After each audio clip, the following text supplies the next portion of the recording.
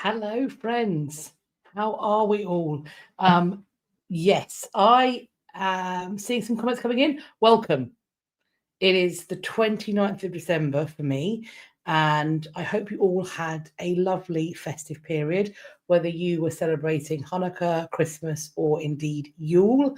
I hope you had a restful time with friends, family, whoever you celebrate with, if indeed you do celebrate. It's been chaotic here. The children are out of routine. They are full of sugar. Everyone's been sleeping at the wrong time, but I think they've all had a fairly good time. So I'm noticing people are commenting that there are two different links. Yes, that is because StreamYard allows me to take advantage of YouTube's new system whereby you can stream now both vertically and horizontally. I am unclear on what people prefer, so I'm streaming to both, and I can see that I'm getting a view account that is equal across both of them. So it could just be that it's collaborating those views. The other good thing is that it gets me all of the comments. I can see if somebody's commenting on their phone in vertical or if they're commenting horizontally. So for example, I don't know what you will see. Let me just put these up and see what you can see. So Jessie, you have said there are two links to the same video. Do you know which one's real? They're both real. They are both real. So you've commented this one here. Your phone one, which I know, is this one, which it doesn't show you the difference, but I can see the difference. Beside it, it's got a little phone. So I know that that one's commented from the phone, and the other one you were commenting, I assume, from your desktop or some such. I have got the options to show the comments on both of these stages.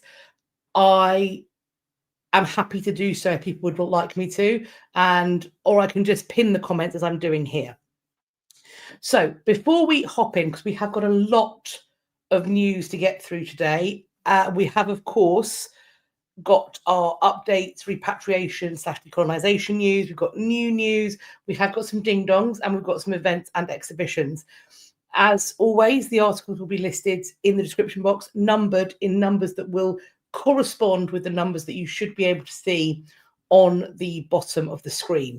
Now, in the vertical video version, the slideshow does appear centrally and fairly small. So some of those connections with the description box might be confusing. However, the description box has been copied and pasted over to both. So do with that as you will. If there are tips or changes people would like me to make for this, I'm happy to do so. As we go on, I'm sure we will perfect the system. Thank you for all of you who have made it down, for joining me. If you're watching on the playback, thank you for that as well. Let's say some hellos before we jump in. Lizzie, hello. Thank you so much for joining. Leona, yes. Hope everybody's well as well. Thank you. Hello, Shane. Yes, me and the Merry Men have had a good Christmas. The husband cooked as is his wont, and he did a lovely job. We had our friend come over. She is chosen family for us. She is the aunt that my children refer to as auntie. She's the one that they hang out with the most. So that was very lovely as well. And we've also had a nice opportunity to hang out with Gabriel's new school friends over Christmas. So that's been lovely. He's got a little band of friends, and we've been able to hang out with some of them, and hopefully we'll get a chance to hang out with some more of them as the holidays go on, because that child is climbing the walls. He needs some small people to run around like a raptor with. Hello, Steve. Thank you so much for coming down. Hi, Rebecca. So, thanks to daylight saving time change, the live is at 7:30 a.m. Sydney time. Wowee. Well, hello. Welcome. Good morning. That's early.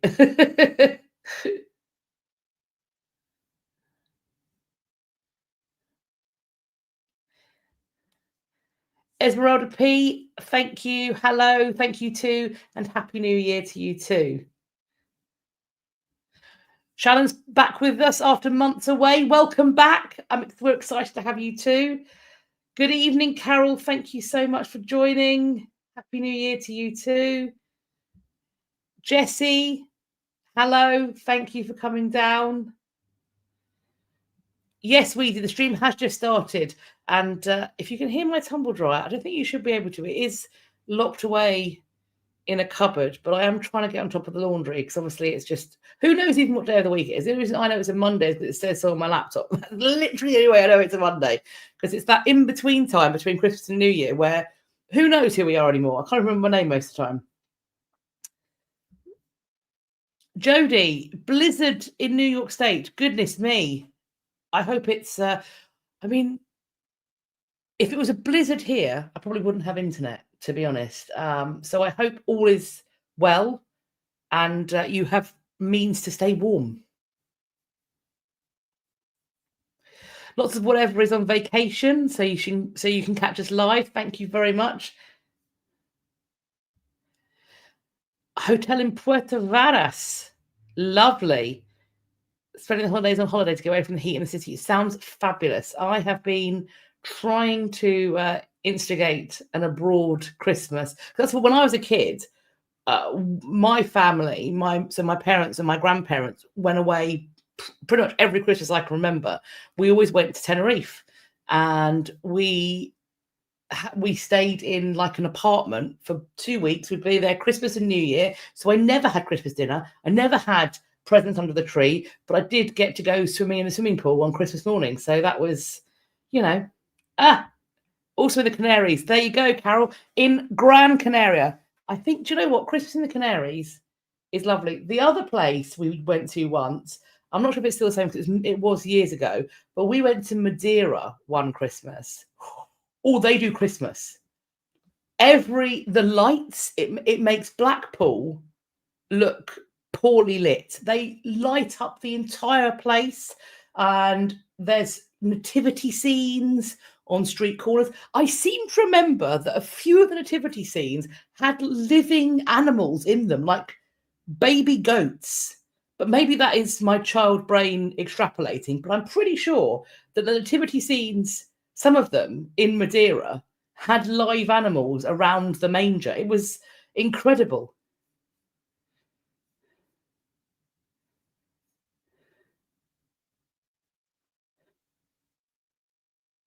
Now then, clue.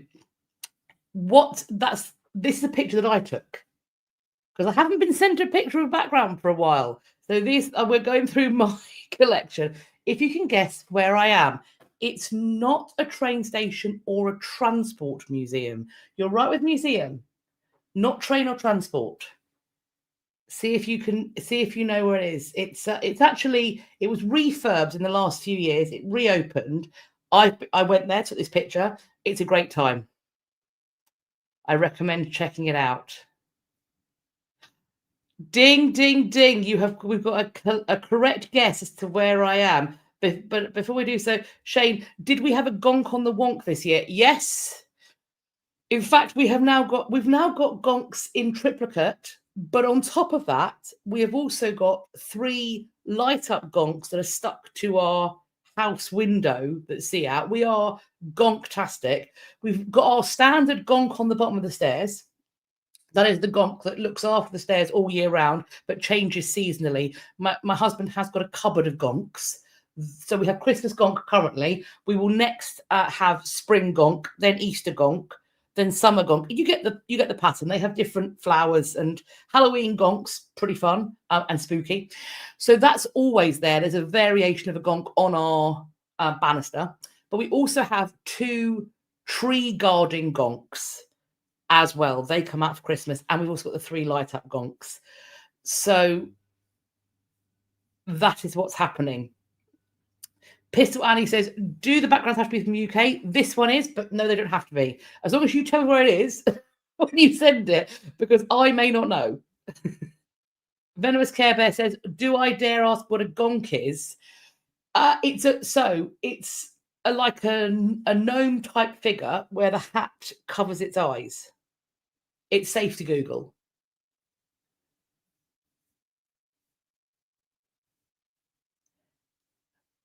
The gonk is safe to Google. So I've seen one correct guess come in as to where I am. And the winner is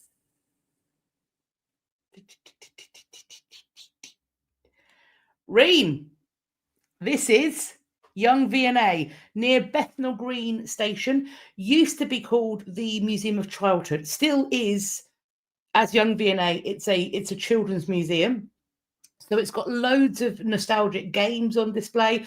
But in the refurb, they have got, for example, the place where we spent the longest of the times was in this sort of theatre setup they've got. So they've got costumes for the children to play with, and they've got like a stage set up that you can go and pretend to be on stage. When I tell you, we went a couple of years ago. So Gabriel was 2 or 3, I think. And we were there, and he had about 8 different various costumes, almost like a collection of capes that he was wearing about his person, and he was sort of spinning and twirling, and we were all getting a bit hungry, but he was having his cape time. And it's the only time I've done this. I got Amazon up on my phone. Other retailers are available, but I was desperate, and I showed him the various capes, and I went, Gabriel, if you take those capes off and leave with us now, you can pick whatever cape you like, and it will be here tomorrow. And when I tell you, he immediately took off his capes. He got me where he wanted me, right where he wanted me. So he took off his capes, and I bought him a cape then and there, and we went for lunch. So yeah, the Young V&A is brilliant. I think there's definitely something for everybody, and I think it's really well set up for kids. I would say if you are going and you don't want to spend a small fortune on lunch there, either take a pack up or go to one of the cafes in the vicinity, because it's spenny. But then a lot of museum cafes are, particularly in free museums, which this is free to enter as well. They may have some paid exhibitions, but the museum itself is free to enter. And they do have loads of different activities on. Check out their timetable to see what they've got going on.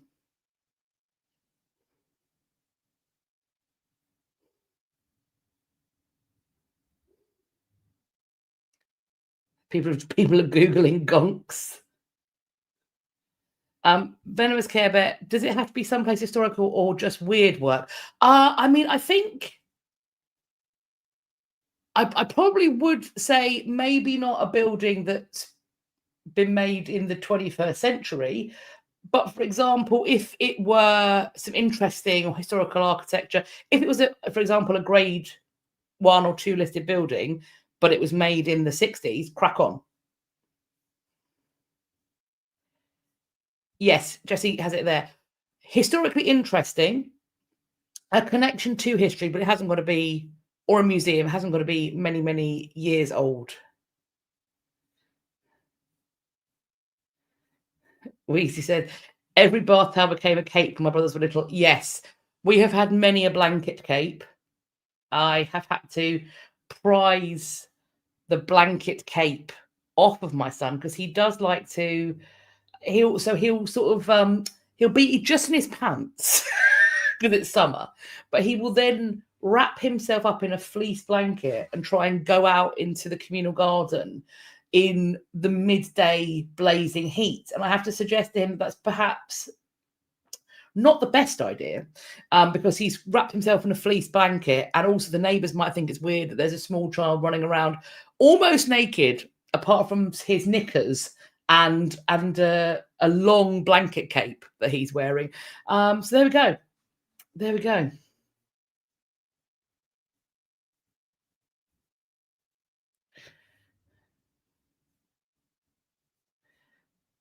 Steve says, an article about the museum in Manchester. Anything you want me to know, let me know if you want to look anything up. I will do, and it's entirely possible. We have many, as you can see, we've got many news items to check out today. So let's hop into the thank yous, because loads of you have sent me articles for which I am incredibly grateful. Let's hop in here. There we go. That's the wrong orientation. That's what I like. There we go. So I need to thank Elverta, Snudpuckle, Beth, Yvonne, Shane, my long-suffering husband, Mr. Dr. Cat, Jessie, Daniella, Joseph, Sarah, Sheri, Alicia, Katheryn and Kathy, Nancy, Rebecca, Jenna, Liliana, Robyn, Katherine, different Katherine, spelt differently. I did double check. And Count Balerion. Thank you so much for sending over these items. So, without further ado, let us hop on in to the updates first of all. We have an update on what the Louvre is, the decision the Louvre is making, and this headline points it out, that after the heist from the Louvre, the ticket prices have been increased for non-EU visitors by 45%. So people who are from outside of the EU will have to pay €32 or $37 a ticket, which is a 45% increase from the previous price of €22 or $25 a ticket. This raise in prices is expected to bring in millions of euros annually, and it's about modernising and upgrading the Louvre. In particular, they've talked about upgrading the security system, I think perhaps somewhat understandably, considering what's going on. I, of course, can see this being something that certain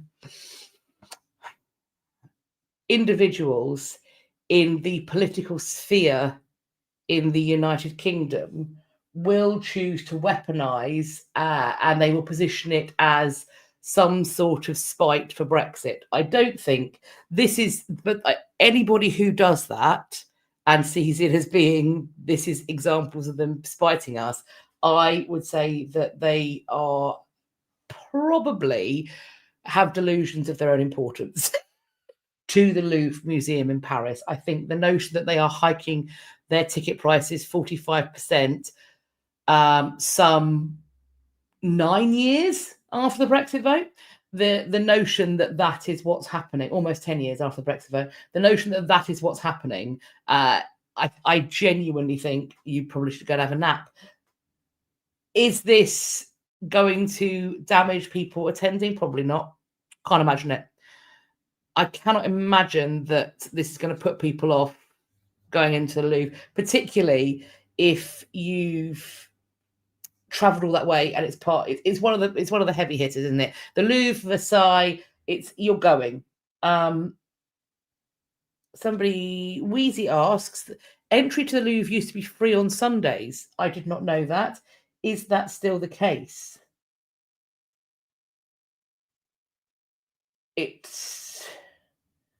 There's no mention of that. There's also no mention of it being the case. So I am unsure. We will. I don't believe so.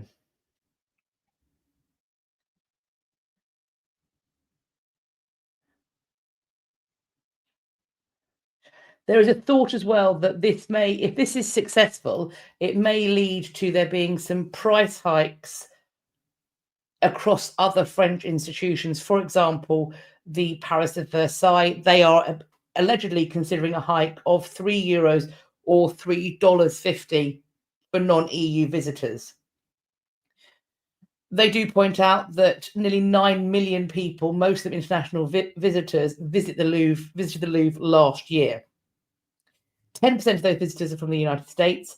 Around 6% are from China. So this is potentially going to rake in a lot of revenue.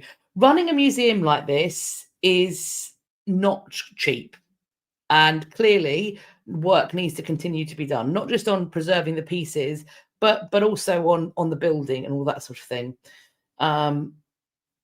Steve, are you suggesting that it might still be the case that Parisians can go to the Louvre for free on Sundays? Interesting. This is not something that's in the article. It's entirely possible this is what's going on. I'm not sure. What I will say is it's not uncommon for locals to have special access.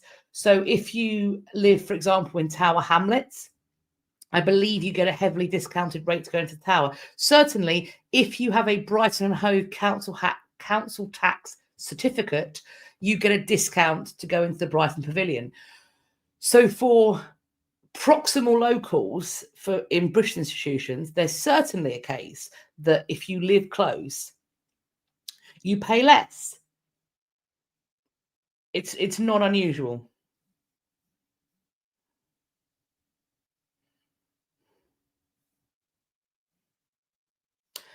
Leona's pointed out the Louvre is free on the first Sunday of the month from October to March, and it has to be booked online. Thank you so much for that additional information. Is that something that is applicable and available to everyone, or do you have to have some kind of proof that you are a Parisian or a Paris citizen? I would not be surprised either way, but that's great if there is the availability.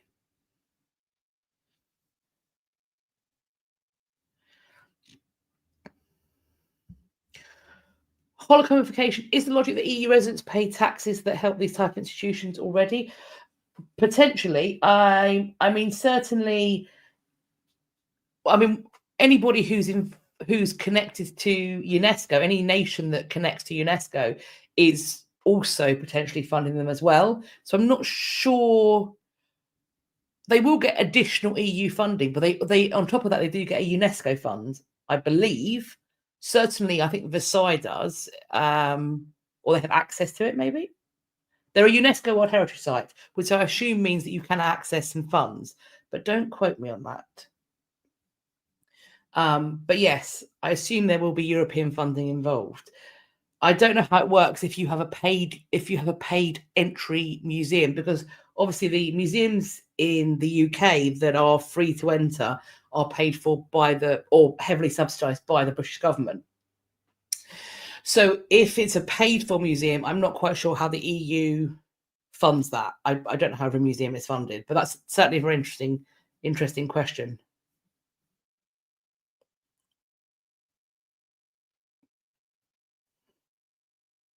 Oh, so Leona says that the first Sunday applies to everyone and it's free entry to anyone under 18. That's brilliant, I think.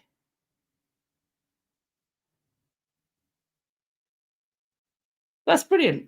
Fantastic. Venomous Care Bear points out that Florida and California natives get discounts for Disney.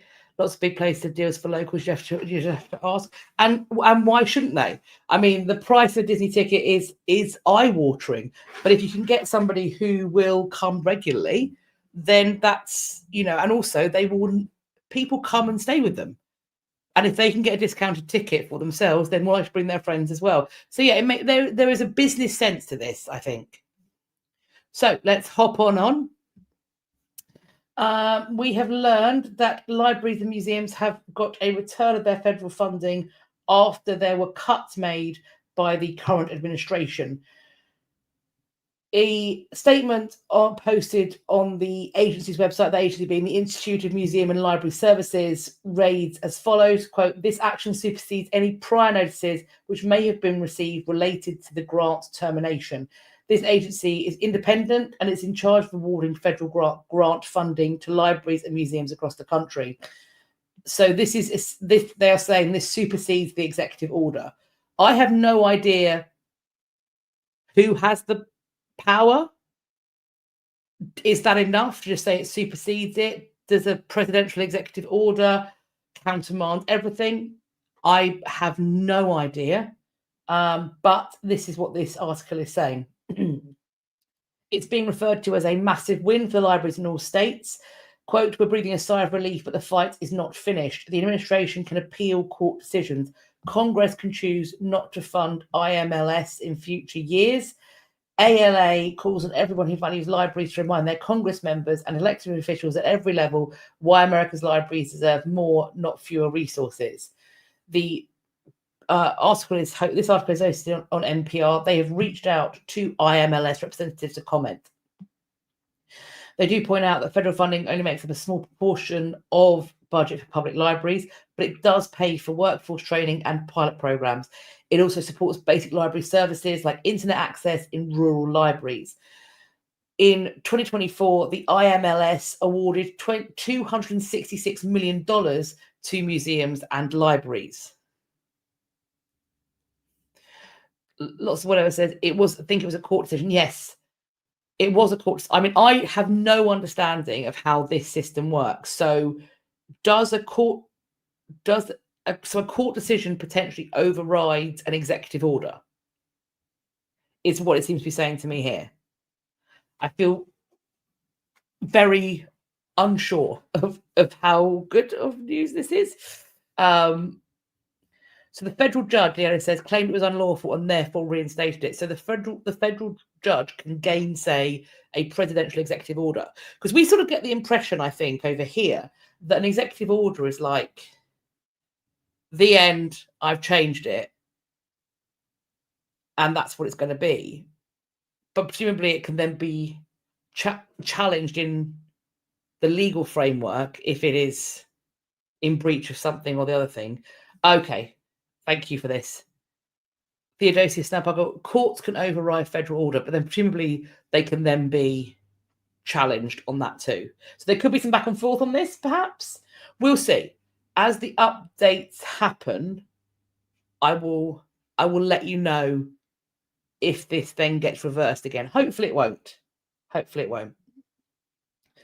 And our next update, last time we talked about that diamonds and other jewels that were found in that bank vault. So this is the Florentine diamond. It was in a bank vault in Canada, having been thought to have been lost or stolen for more than a century. Now, though, the family that owned the gem originally, the Habsburgs, I'm not quite sure which branch of the Habsburgs we're talking about, although presumably not the ones where the chins and all of the inbreeding meant they stopped being able to have children. Because there are a few. Anyway, the Habsburg family in Austria is apparently having a commission to see whether they can claim what's these gems back as their own. This is the Republic of Austria, and it depends on the commissioner's finding. The centerpiece of the jewellery collection is a 137-carat Florentine diamond. It's a gem that disappeared, and it sparked so many kind of theories about where it might have been. Charles I, the Emperor of Austria-Hungary and a member of the Habsburg dynasty, had the jewels shipped to Switzerland. That was really hard to say. Shipped to Switzerland when the family left Vienna to live in exile in Switzerland. The Habsburg family then took the jewels to Canada when they escaped the Nazis in World War II.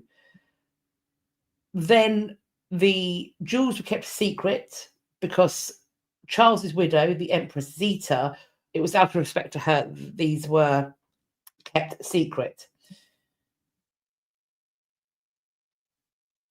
There is legislation that was enacted by the First Austrian Republic in 1919, expropriated Habsburg family private property in Austria. But apparently it doesn't apply to the jewels because at the time they were outside of the country. There's a statement, though, from the Austrian government that described the gems having been, quote, taken from the treasury and taken abroad. So there's now a committee that's going to look into, and it was, quote, commissioned to reconstruct the provenance and dislocation history of the objects. The Habsburg family, their descendants, wants to display the diamond at a Canadian museum for the next few years. There is apparently no plan to sell or speculate on the jewel's monetary value. So the question is, as this was a governing house of Austria, does the Austrian state have a claim to the jewels? Are they state jewels? Or is this the family's jewels, the Habsburg family jewels? We will have to see. And I'm assuming that we'll see what the commission finds, and then we'll see, no doubt, what the legal case ensuing from it might require. And when there are further updates, I will let you know about that. We have found out in an update what the Bayeux tapestry is going to be insured for for the British Museum exhibition, and that is coming in at £800 million. And it's going to be here in 2026, and this is the 70-meter embroidery, and it's going to be, the cover's going to be backed under something called the Government Indemnity Scheme. It's an alternative to commercial insurance, which allows art and cultural objects to be shown in the UK. The government, the Treasury for His Majesty's Treasury, a spokesperson for His Majesty's Treasury said, the Government Indemnity Scheme is a long-standing scheme that allows museums and galleries to borrow high-value works for major exhibitions, increasing visitor numbers and providing public benefits. Without this cover, public museums and galleries would face a substantial commercial insurance problem, which would be significantly less cost-effective. So this is going to be on, this tapestry is on loan while the Bayeux Tapestry Museum in Normandy is closed for renovation. It's set to be reopened in October 2027. This is part of a major loan agreement between the UK Prime Minister Keir Starmer and the French President Emmanuel Macron. The British Museum will then lend the Sutton Hoo collection, the Louis Chessman, and other items to France in return for this tapestry. However, people in France in the art and conservation field have called on Macron to abandon the project because they are worried about irreparable damage being done to the tapestry.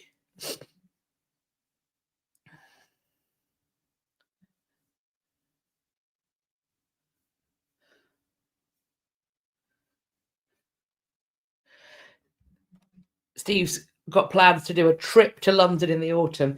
I mean, I think it's a very exciting thing that is going to be on display. I probably will go and see it myself. Of course, as I've said before, I don't know where my ethics stand on this, because on the one hand, I think I've made it abundantly clear that I think that the British Museum should repatriate the items that they've been called upon to repatriate. And their intransigence in that matter does give me pause when it comes to, because the Bayeux Tapestry exhibition is no doubt going to be a paid-for exhibition, as it should be. And so putting money into the pocket of the British Museum, does that in some way make it seem like I am co-signing or approving of their policy of not repatriation? The flip side of it is the British Museum is also a repository for some of the most important cultural artifacts from the history of my nation, things that I care about, that I want to see continue to be cared for. I don't want the British Museum to go bust by any means. I don't want things to not be looked after, particularly the things that have been stolen from elsewhere. So I'm really wrangling with what the ethics on this are. And maybe I'll come to a conclusion. If I do, I shall tell you what I've come down on. Jessie says maybe I could get a free ticket as a historian. Look, I mean, I could reach out. I mean, if they've seen it, if I got it, I don't think they'll have me. But I could reach out and say I would like to come to the preview, and no doubt if they were keen on it. When I've done previews for other exhibitions and I've put them on this channel and they've got the response that they've got, and I've spoken to a curator and I've loved filming them, you know, that does work. As the issue is that then works as promotion for the exhibition. So I'm more inclined to say, actually, I will go by myself and pay just to see it as a private person, rather than potentially promoting it, because then what does that say? I'm in a quandary. I'm in a quandary, I'll be honest with you, about what the correct thing is to do. I lean towards saying it's best for me to just go pay myself and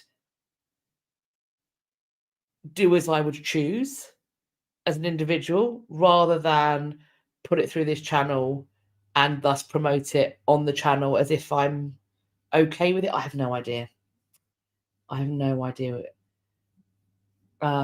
Venomous Care Bear. I mean, look, I could ask. I'm going to be honest. I'm going to be so for real with you. Any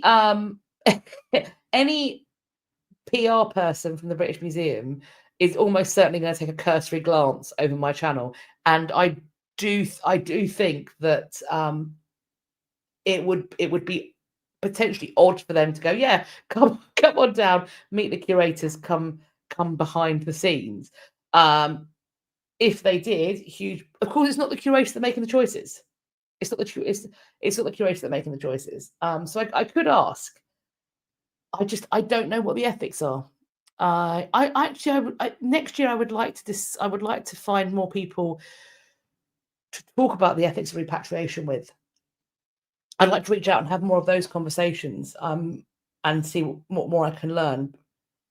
So I'm very much sort of freewheeling it in terms of what I think is right, and it's entirely possible that I have catastrophically misjudged on certain things, and I'm just shooting from the hip. So I would like to speak to more people who are more informed of the state of repatriation, because they're either doing it or they're arguing for it.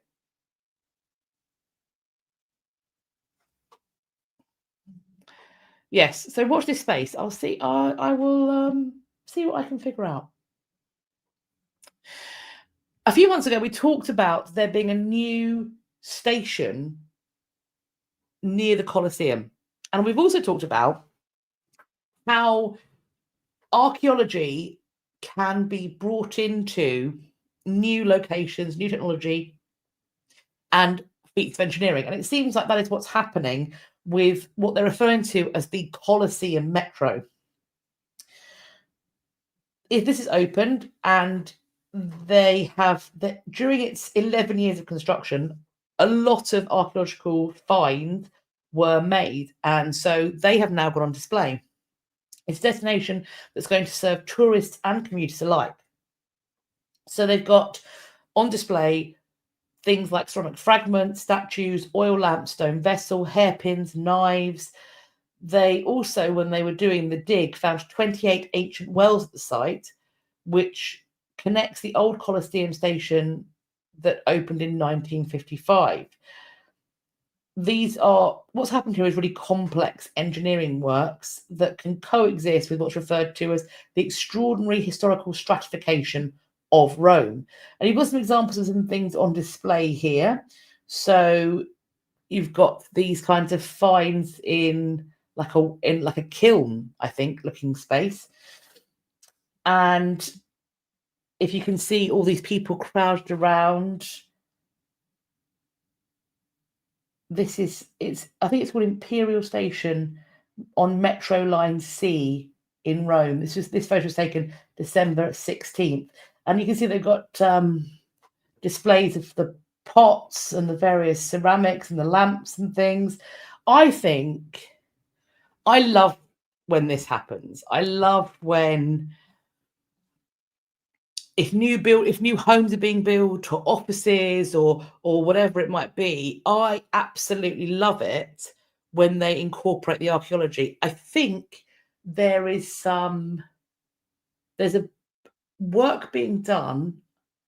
It's on the site of an Elizabethan Jacobean theatre, the former site of an Elizabethan Jacobean theatre, and I can't remember which Elizabethan Jacobean theatre it is, but I do know that the architects involved are looking to create a museum of sort of Elizabethan Jacobean theatre history on the site. I keep my eyes peeled for it, because my hope is that I might be able to go down and have a look. I have got it up on a website. Which one was it? What was it?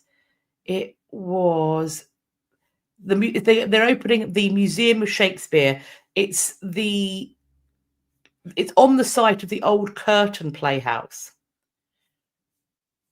So I'm keeping my eyes peeled for when that's actually going to open, because currently it's the architects that are building the housing. But I think this is fabulous, and it's very much how I enjoy these two worlds coming together. I think it's brilliant. Rebecca, my unexpected favourite place when I was in Vienna was the underground 11th century chapel they accidentally excavated when upgrading the Stephenplatz train station in the 60s. Yeah, And there is something for me that's particularly thrilling about that juxtaposition of the old and the new. I find something thrilling standing on the stairs, for example, of the White Tower, which used to be the tallest building on the horizon, but then looking over and being able to see the Shard, which is now, to my understanding, the tallest building in Europe. There's something thrilling about that. There's something thrilling about walking near to Borough Market and seeing Southwark Cathedral, and then seeing the Golden Hind in Dry Dock, and then walking a little bit further and going past the old Bishop's Palace, Bishop of Winchester's Palace, onto the Globe. There's something about that, and amongst it is, you can see the Dome of St Paul's and all of the kind of, but around it are these big glass buildings. There's something that just tickles a part of my brain that I really enjoy. Cranky Sealek. There's a Lidwin Island has Viking archaeology on show in the floor. That is so cool. That's so cool. I don't know if you're nearby to that little in Ireland. If anybody is near to the little in Ireland that's got Viking archaeology on show in the floor, could somebody please take a photograph of it for me and email that over? That is excellent. I love that kind of stuff. I love it. That's so cool.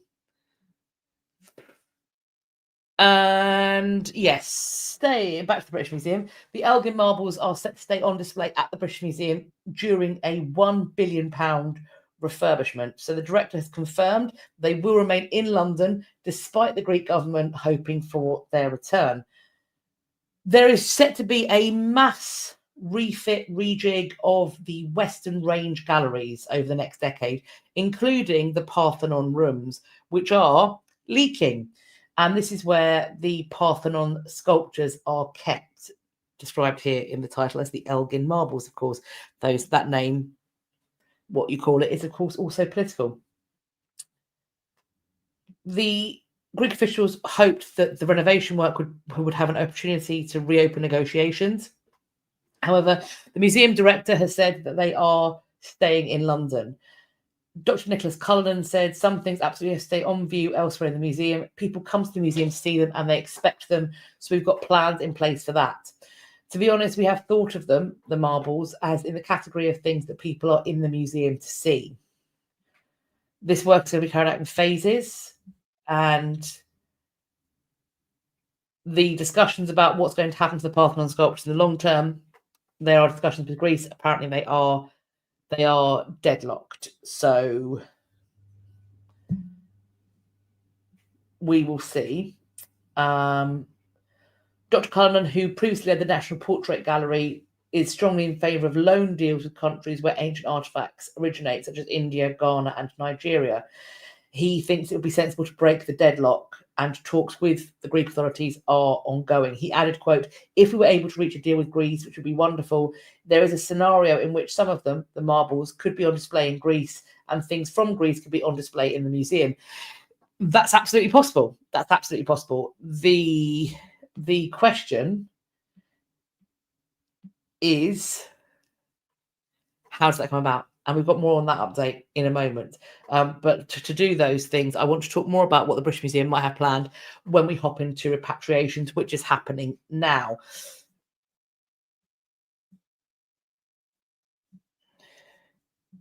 Leona saying, is the government trying to change Export Control Act of 2002 to give a backdoor route to send them back without changing ownership?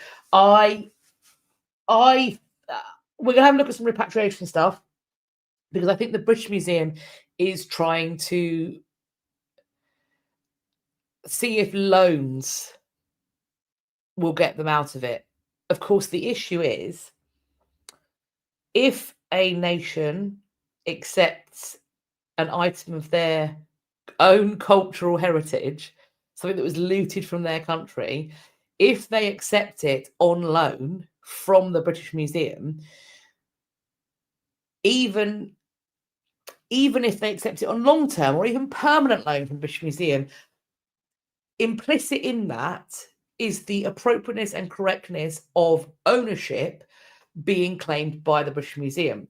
which in turn damages their claims that these items were rightfully theirs because they've accepted them on loan. On top of that, it also potentially damages other nations who want to claim ownership rather than the right to loan it back. If it's loaned, then somebody else is the rightful owner, and that becomes the issue. And I think it's going to be a problem. And I also feel that if something is loaned, it can be recalled.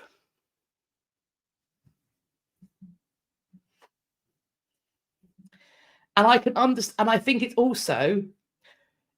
offering it as a long-term or even permanent loan, offering that. And then if the Greek authorities go, no, it's ours, there is a way in which that is very easy to PR spin, as we've been trying to find a way to negotiate. We've been trying to come to terms, but they are being so stubborn. In the same way, it's like making it a gift. Well, we'll gift this to you. That infers that the person giving the gift or starting the loan has rightful ownership to make that loan or make that gift.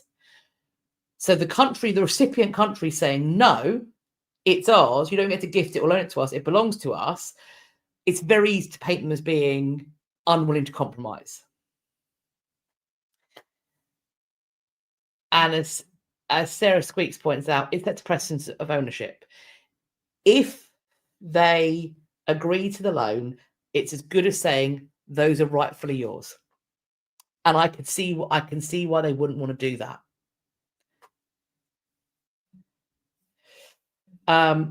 Let's do some repatriations. Oh, sorry, one update before we get into repatriations.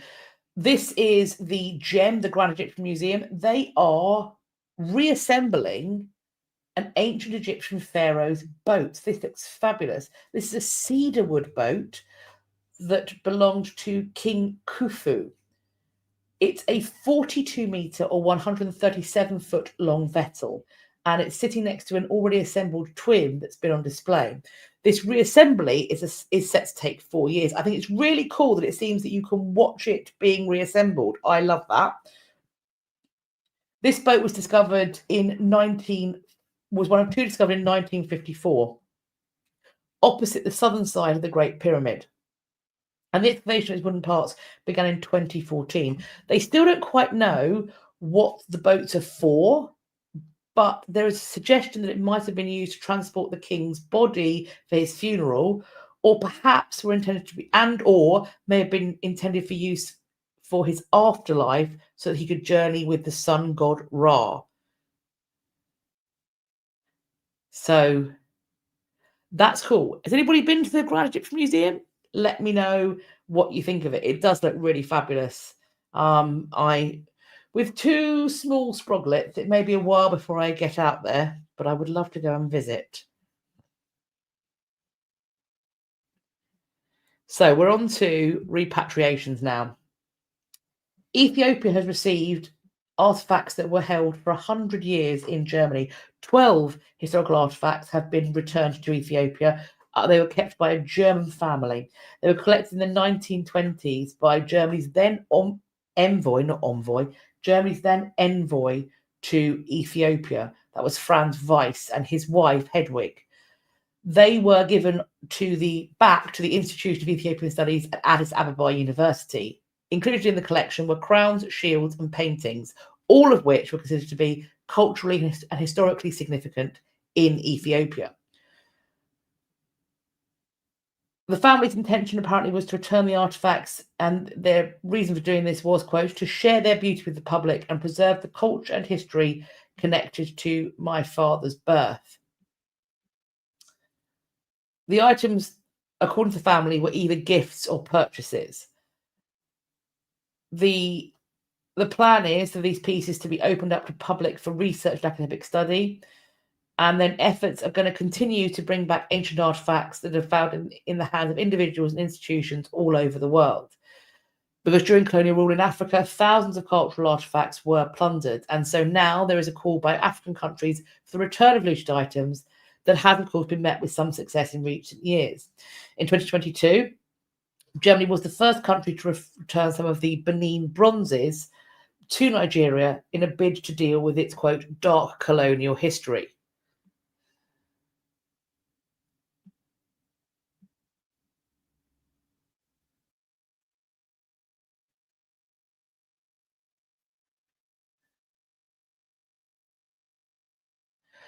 The Snudpuckle, no Ark of the Covenant, huh? Not to my knowledge. Not seen it mentioned. But I'm not mates with Indiana Jones, so anybody got a direct line? Let me know.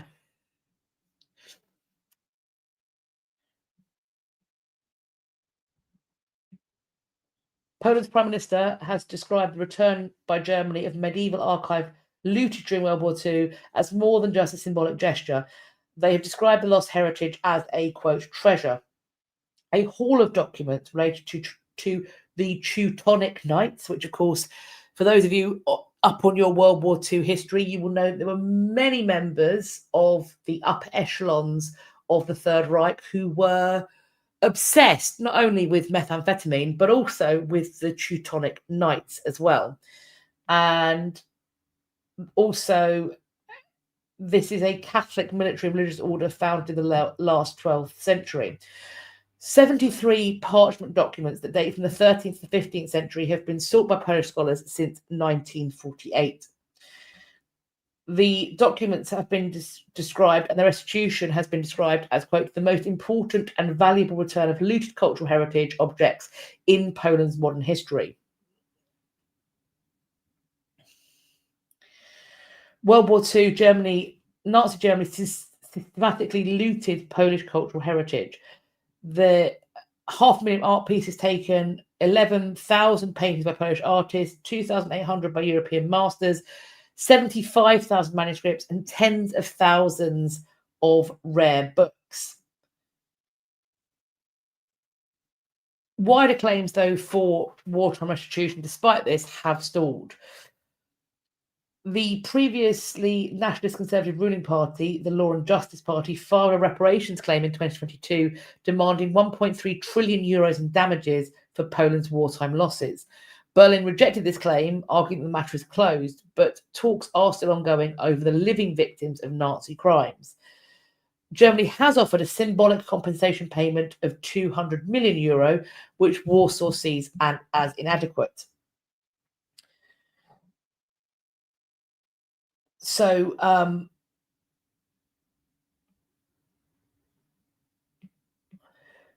me, who have we got here?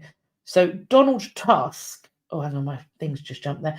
Donald Tusk has said, quote, how happy for you want to make the gesture. If we don't get a quick and unambiguous statement, then next year I will consider Poland filling the need from its own funds.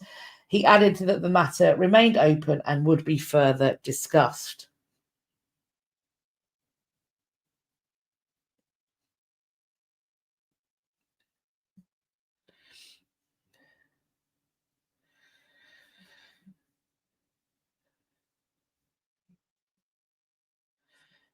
As Woozy points out, meth is a way to burn your candle at both ends. I don't recommend it. No meth. I fear that meth is not the way to go. With many choices, it's when people, this kind of. I see it on social media, and it's happening. It's in the kind of the trad wife wheelhouse, and very sad young men who want a trad wife who talk about how happy the housewives were in the 40s, 50s, and 60s, and how they'd be slim and trim and peppy for their husbands, and they, get 12 hours of sleep a night. I'm like, yes, they were slim and peppy because they were on speed. They were on speed. They were on amphetamines, and they then would pop some kind of sedative to sleep 12 hours at night. So that is what was happening. They weren't happy. They were medicated They were very, very medicated. Julesy says meth is bad. Okay. My husband has said that meth is a hell of a drug. Yes. Meth is not good, friends. I can't believe I'm having to point this out in a History News live stream. Don't do meth. Don't do meth, kids. Don't do it. Let's continue with the repatriation news. Now, here we go. The British Museum's looted ewer set is returning to Ghana on a long-term loan. Just one quickly, Elizabeth Larson. The idiots who think their grandmothers and great-grandmothers were delighted with their lifestyle in the 40s are delusional. They clearly haven't talked to their grandmothers. Your grandmother could not get a bank account, a mortgage, anything, hysterectomy without your grandfather's permission. She wasn't happy. She was trapped. And there's a reason why Nana and her friends were frequently widowed fairly young. And the answer to that, my friends, is antifreeze. Yeah. No fault divorce. Men started living longer.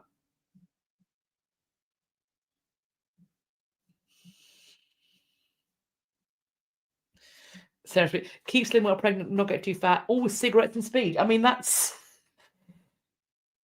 to be fair, that does explain some people's parents to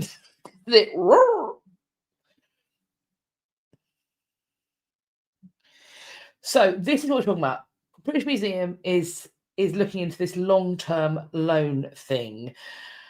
This is a 14th century English-made Asante ewer that was seized from the Royal Palace in Kumasi in 1896, and it's been held in the British Museum ever since. So it was made in England, ended up in West Africa, no one knows how, and it's expected that it's going to be loaned to Ghana next year. It was looted, though, from the Royal Palace in Kumasi and then acquired by the British Museum. It's an official loan. There have been informal discussions happening, and the British Museum is apparently open to an arrangement. This is a long-term loan, normally for a 3-year period. As it says here, by agreeing to a loan, the Ghanaian authorities would be effectively acknowledging the British Museum's ownership, apparently ruling out any claim for permanent restitution. So the British Museum acknowledges that this ewer is loot, and however, and asserts that it might have been displayed at medieval feasts, that it transitioned from a highly regarded ritual object in the courtyard of the Asante King's Palace to a looted war trophy and museum acquisition. So they recognise that it's loot, but in that they are still claiming ownership. So I don't know what this means for other claims of repatriation. I don't know. So this was looted during the Fourth Anglo-Asante War. It was then auctioned off by military authorities, bought by a man called Charles St. Ledger Barter. He is the one who realised the ewer was British because of an inscription in Old English. He then wrote a letter to the British Museum where he speculated that it might have been taken by the Crusaders to Palestine, and from there worked its way through Africa after captured by the Saracens. The ewer was then sold to the British Museum for £50, where it's always been displayed as an English medieval masterpiece.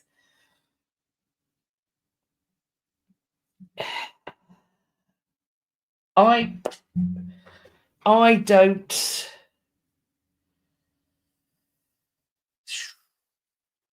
I don't know. Meanwhile, Egyptologists are calling on the British Museum to return the Rosetta Stone. So the Grand Egyptian Museum has led to renewed calls. The opening of it has led to renewed calls for the British Museum to return the Rosetta Stone. It was taken out of Egypt by British force in 1801, and it was key to deciphering hieroglyphics.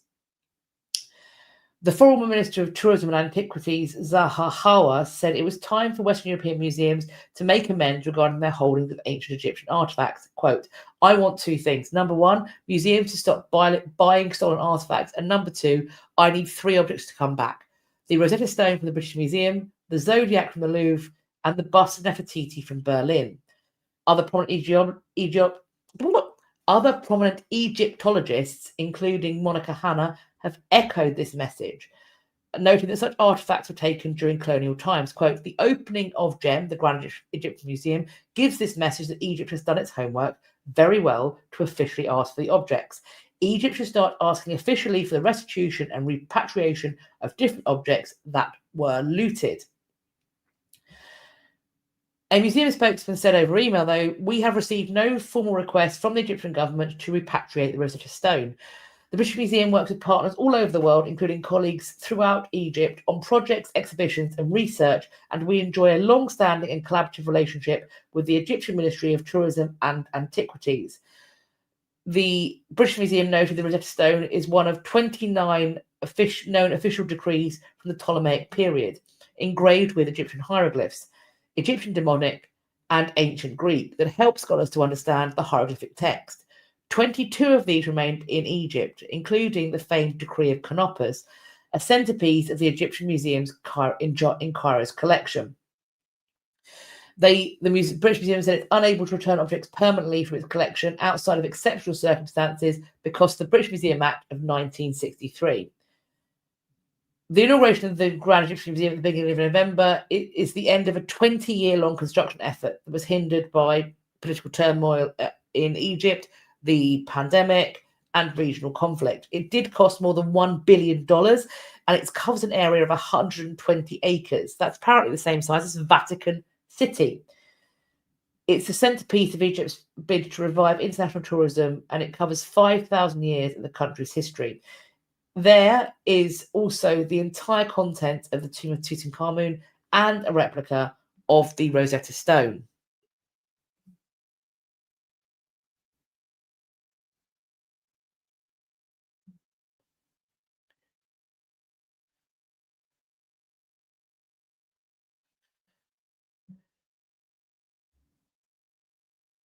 So who said about the 3D?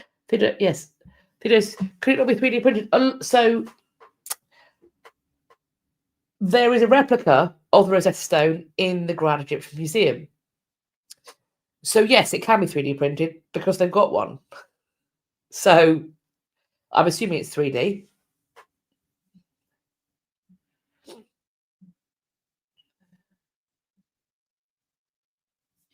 Lorcan. The thing about repatriating something like the Rosetta Stone is no one cares in the public if it's a copy, as long as you're learning from it. Only the British Museum seems to care about this. I mean, look, just give me a little thumbs up in these rolling comments. Give me a little thumbs up if you have been to the Natural History Museum in London before the whale was in Hinsey Hall and you stood and took a picture by Dippy. Just a little thumbs up if you have a picture of you as a kid or whatever, or with your kids in front of Dippy. If you then went to the shop and bought your very own Dippy to take home, because I'm thumbing up all the time, big time for me. I remember my first trip to the Natural History Museum.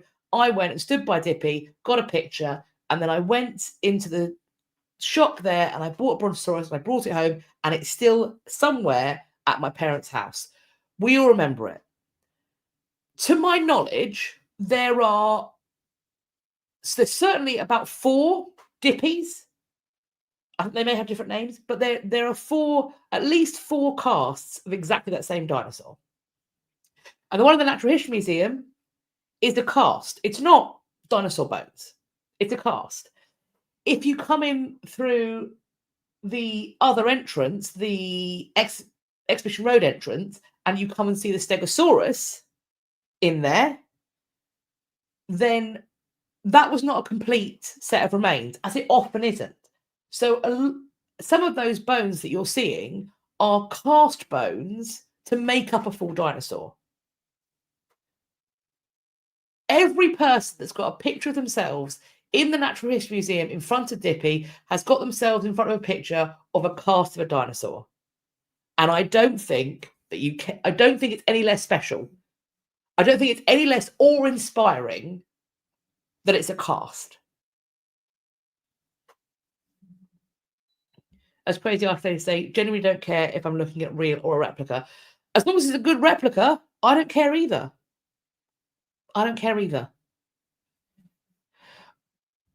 Clue, if you've been in front of a Diplodocus, a full-scale Diplodocus, there's a chance that it's a cast of the same one. So there's a whole bunch of them.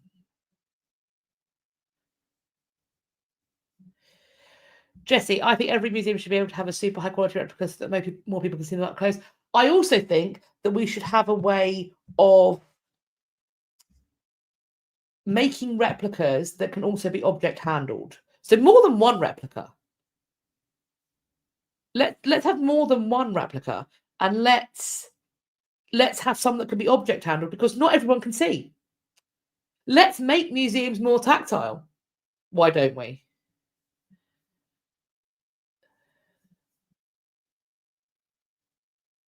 Green, at the museum we have the cast courts, one of the most popular museum rooms in the museum.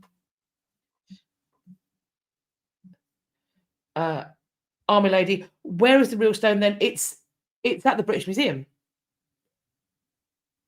I believe it's on display. It's been a while since I've been to the Egyptian galleries, but I believe it's on display in the Egyptian galleries to this day. Unless they've moved it, I believe it is.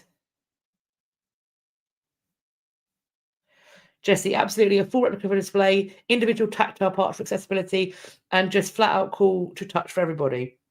My husband has just messaged asking, wait, Dippy isn't real? There is, darling, there is a real Dippy. It's just not the one that you saw. It's just not the one that you saw.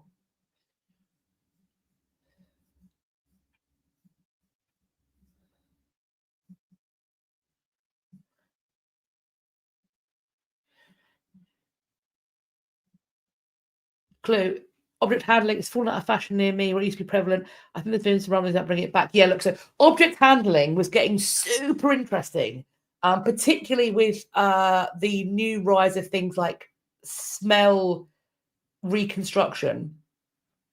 So there was some really interesting stuff happening with tactile museum exhibits, etc.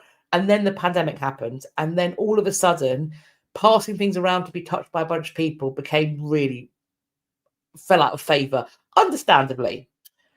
So object handling sort of came to an immediate roadblock in 2020. And then, of course, everything closed down. So those museums that were reliant on visitors to keep the lights on, so to speak, they have been working pretty tirelessly since 2021 into 2022 to get themselves back up and running to a position where they can ensure that they can have visitor footfall, they can do all the things they need to do. We lost some of our smaller museums because of this. And so things like object handling that needs potentially a staff member, it needs those objects to be cared for, cleaned, reproduced, protected, etc. It's hopefully going to come back. But the reason why there's been such a pause is because of that.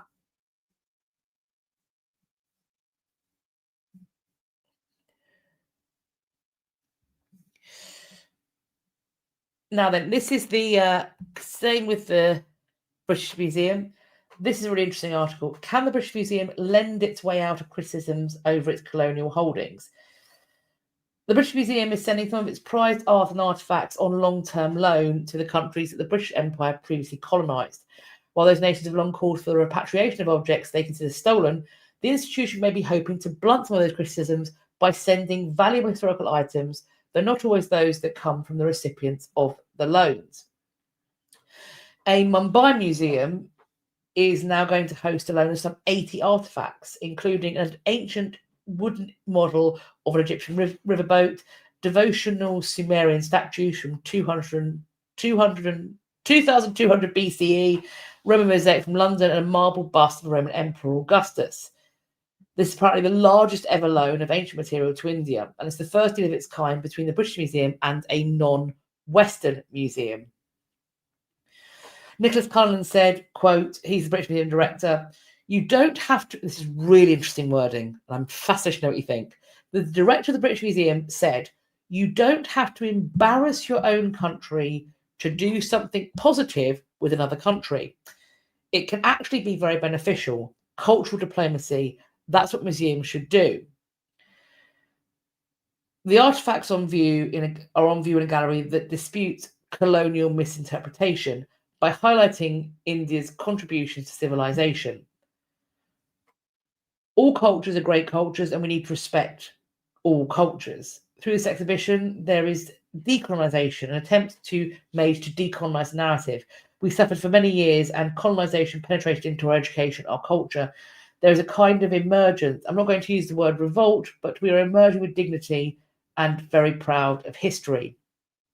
As we have long talked about, the British Museum does have many contested artworks, Benin bronzes, Parthenon sculptures, and they lean on that 1963 Museum Act to say they are not allowed to restitute items. There are also other items in the UK, the Colonial diamond, which is in the Crown Jewels. But the British Museum also holds so that's held by the Royal Collection. The British Museum holds the Amavarati marbles, which come from the Great Shrine of Amavarati. Collins said to the Telegraph, there is another model, a much more positive one of collaboration rather than this kind of zero-sum binary all or nothing model that people put forward. We think that this model that we are developing is a very positive one and it's very innovative. Every case is different. You can never apply the same criteria to two different cultures, countries or territories. Some are more difficult than others, but we are still trying.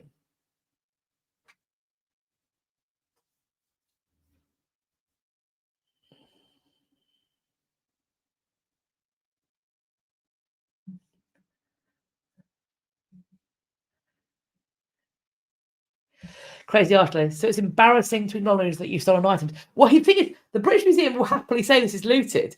Apparently, the embarrassment is not recognizing you've looted them. That's fine. The embarrassment is saying, well, we looted these, so we're going to give them back. The embarrassment is saying, we looted this and that was wrong, so we're going to not. I don't know.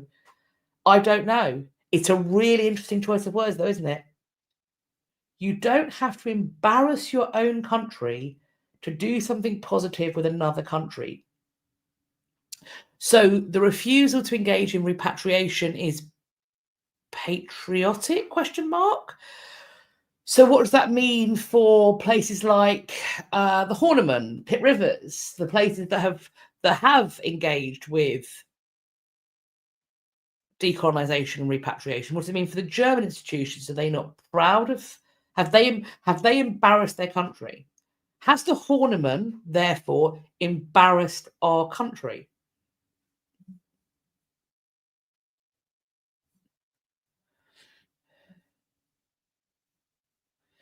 Sarah, that's a really interesting wording. We need to get better at being uncomfortable and acknowledge that discomfort or embarrassment does not mean a personal failing. It's absolutely ridiculous.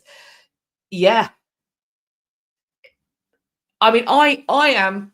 It's so strange to me because my sense of embarrassment as somebody who works in heritage sites, my sense of embarrassment is when a visitor from a culture that I know we have looted things from, says something to me about an item that we have stolen, and if they say to me, well, yes, of course, that was looted, and I go, yeah, it was. Yeah, it was. And sometimes I'm like, am I allowed to just kind of go, and we should give it back? I think we should. Give it back. It's so much more embarrassing to me that we have this stuff and that we're going, no, we're going to keep it. We're going to resolutely keep it you can never pry this out of my fingers. That's so embarrassing.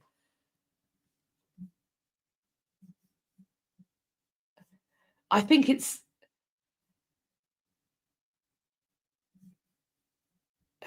I think it's I find that more embarrassing.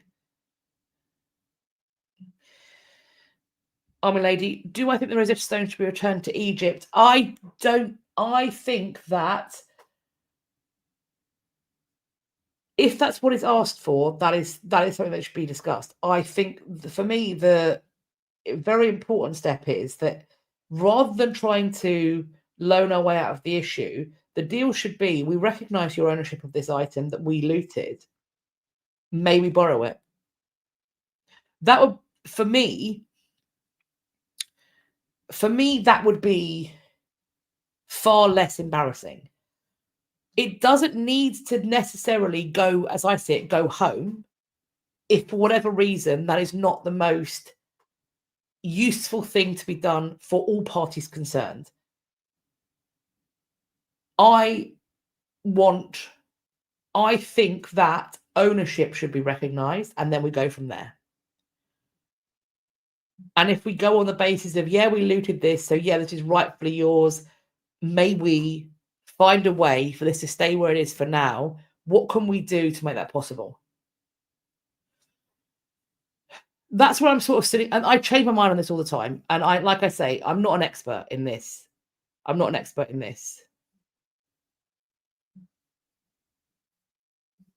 Steve, I want to see replicas coloured like original marbles. This is the other thing. If we had 3D printed identical replicas, we could do cool stuff with them, because we also know the kinds of paints that were on them. We could fully reproduce what it would have looked like.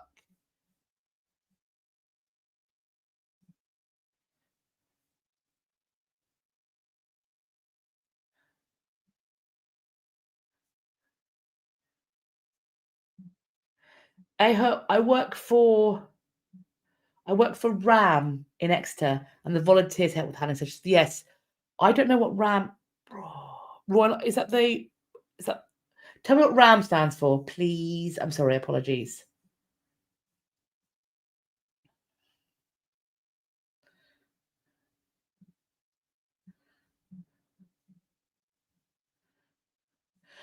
Courtney with a spoon, give back people stuff. I mean, if that's what they asked for, yeah.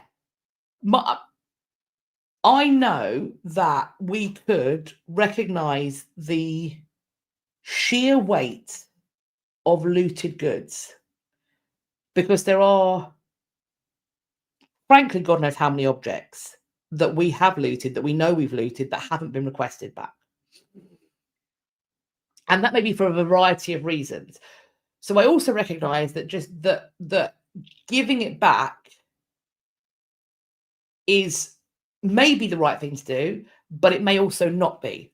Recognizing ownership and then finding a way to either fund museums or work out loans or whatever it may be, it needs to be done in a way that gives everybody the best chance of succeeding.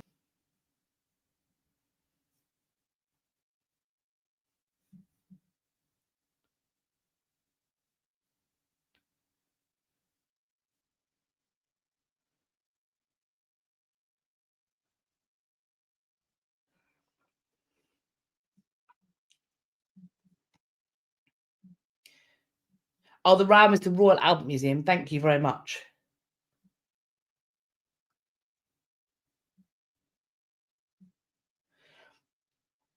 Courtney, whether they are safe or not, it's not the country's responsibility. It's the country's responsibility to take care of them. I thought that some countries better to take care of objects as imperious. Yeah, I completely agree. I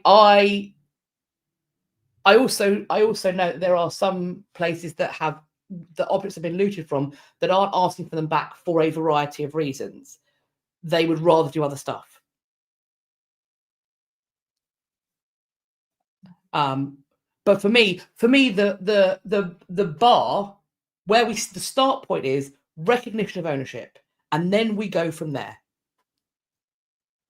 And the conversation and direction of travel cannot be mandated or negotiated based upon a British or Eurocentric understanding of how an object should be treated. I've seen people say, oh, well, if we give this item back, then it'll be used in a shrine and it'll be prayed to and it'll be touched and it'll be damaged. Fine. Fine. So it's a religious item. Touch it. Pray to it. I mean, people don't seem to be particularly bothered in European nations where the boobs of female statues are rubbed almost raw. Okay. Use it. It doesn't have to be, even in a museum.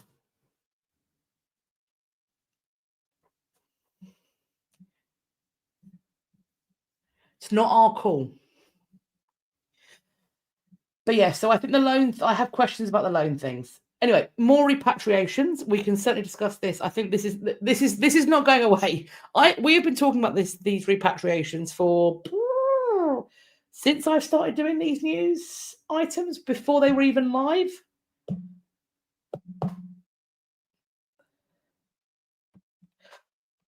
So, Indigenous cultural belongings. We talked about this. This perhaps should have been an update. We talked about the Vatican saying they were going to give this stuff back. We talked about it leaving. It's turned up. Fabulous. So 62 items have arrived in Montreal. They are there. These are items that come from First Nation, Inuit and Métis communities. 62 cultural items previously held in Vatican museums and vaults have now landed. The National Chief of the Assembly of First Nations said, quote, "Today is another important step, but it's far from the end. It's only the beginning, and we won't rest until all our artifacts are home." The majority of the items are still unknown. 14 items are of Inuit provenance, including a kayak. One is Métis, and the remaining belongs to First Nations across Canada. A delegation of elders have been sent. They are knowledge keepers and also residential school survivors. They've all gone to Rome to hold ceremonies while the items are being packed for transfer.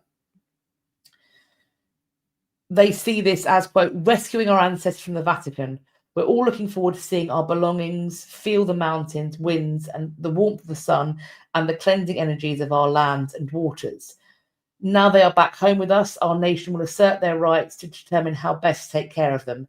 These are not simply artifacts, they are our belongings, our ancestors, vital indicators of our nation's histories, our people's identities and cultures. And this sort of comes back to what we were discussing, to what Courtney was touching upon as well, that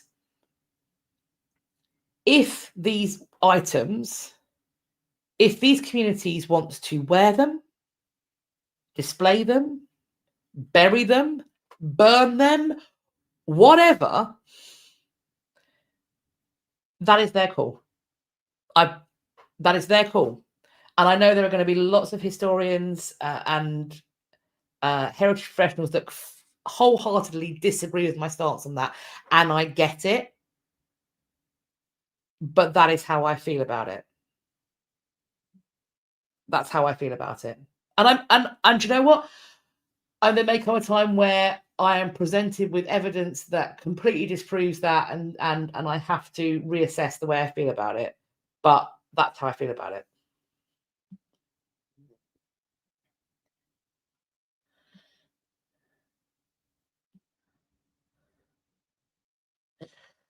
However, what they say, the Manitoba Métis Federation, the MMF, which left the Métis National Council in 2021, was not included in this repatriation process. He said the president, David Chartrand, said he hopes the sole Métis item returned will be stored at its Métis Natural Heritage Centre. Chartrand said he views the repatriation as goodwill on behalf of the church, but noted that the items returning to Canada today represent only a small portion of Indigenous items at the Vatican. There's up to 10,000 items under their watch and in their museums and in their storages and different places they're keeping them.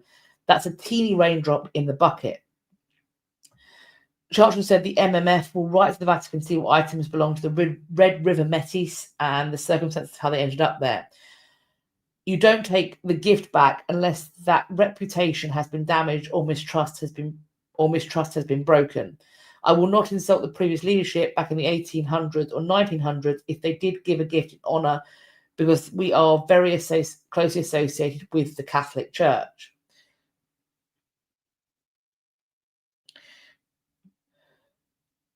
So that's also interesting, because of course, when institutions dispute loot and claim gift, what happens then?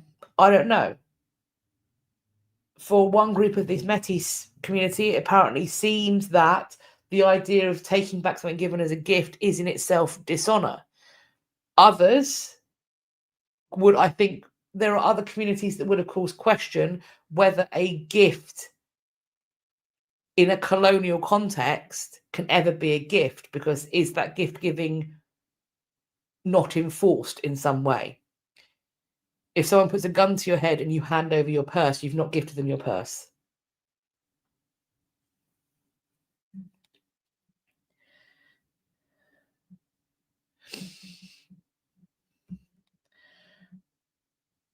So these items were found in a thrift shop in a place called Shipwreck, British Columbia. And the shop wanted to determine whether items that were donated to the store were in fact ancient artifacts with historical significance. The employee said that a customer who did not leave their name stated the 11 rings and 2 medallions, one he thought may have been a belt buckle, that were in the display case with a price tag of $30 were perhaps potentially ancient. So they were analysed by archaeologists, and the initial visual analysis led them to suspect that based on shapes, design and constructions, they were most likely ancient artifacts from somewhere within the boundaries of what once was the Roman Empire, dating to late antiquity or perhaps the medieval period. The large medallion or belt buckle is linked to potentially comparable items from the Byzantine, however you pronounce it, period.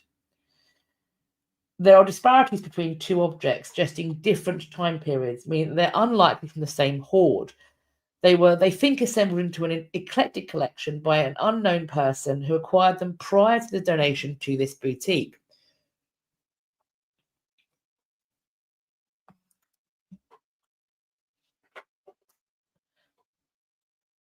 So the thrift store donated them to SFU's Archaeology Museum. They then had to consider whether they had the capacity and expertise to care for these objects in perpetuity, and ultimately decided to commit their care and stewardship because of the potential for student learning. They accepted and transferred these objects to the museum. It took them more than a year to do so. They said they grappled with the ethical implications of acquiring a collection without known provenance, a history of ownership, and balanced this against the learning opportunities that it might offer to other students. Learning to investigate the journey of donated objects is akin to the process of provenance research in museums. By accepting items without known provenance, they must consider the ethical implications of doing so. They must guard against any, quote, direct or indirect participation in the illicit trade of cultural and natural objects. Of course, if you've got no clear provenance, it's almost impossible, if not completely impossible, to find out where they came from. So it's entirely possible these were illegally obtained or looted. They could be forgeries or legitimate copies. So the interesting thing is they have now designed, based upon this collection, a new archaeology course. It's going to run at SFU in September 2026, and it's going to focus heavily on questions of ethics and provenance, including what process would look like if the objects, if determined to be authentic, could one day be returned to their country of origin. They're going to figure out and use various technologies, so X-ray fluorescence to investigate compositions, 3D scanning and printing to create research for further study and for outreach.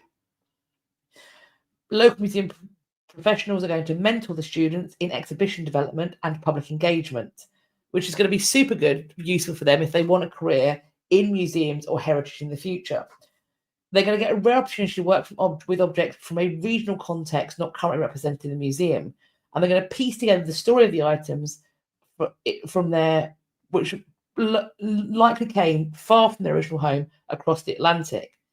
I think this sounds brilliant. I think to be a student on this course and to use these materials in this way, what a clever thing to do,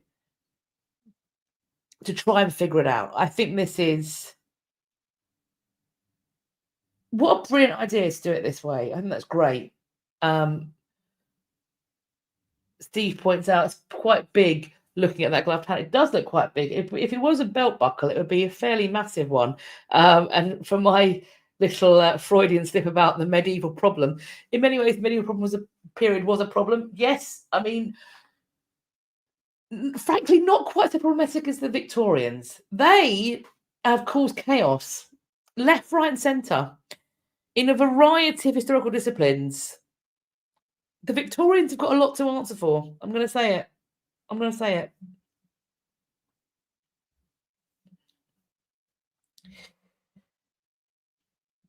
The Virginia Museum of Fine Arts have returned 41 ancient polychrome terracotta reliefs to Turkey after learning they have been illegally excavated and trafficked. So this is they received a claim from the Antiquities Trafficking Unit of the Manhattan DA's office. These artifacts were originally obtained in the 1970s, but the DA's office revealed that these were likely excavated from a 6th century BC Phrygian temple. They are valued at around $400,000, and they belong to a large series of polychrome terracotta reliefs from this 6th century temple. The museum purchased 34 terracotta reliefs in 1978 from the Summa galleries that are located in California. Another 6 were gifted by Harlan J. Burke, and then later in the year, the Summa galleries donated another relief, resulting in 41 polychrome terracotta relief fragments being added to the collection at the museum. They said, though, quote, "Stone or looted art has no place in our collection. We are therefore delighted to return these works and thank Colonel Bogdanos and his team of investigators for alerting VMFA to the presence of these illegally excavated works in our ancient art holdings. Colonel Bogdanos has praised the VMFA for its cooperation and quick action in returning these works to Turkey."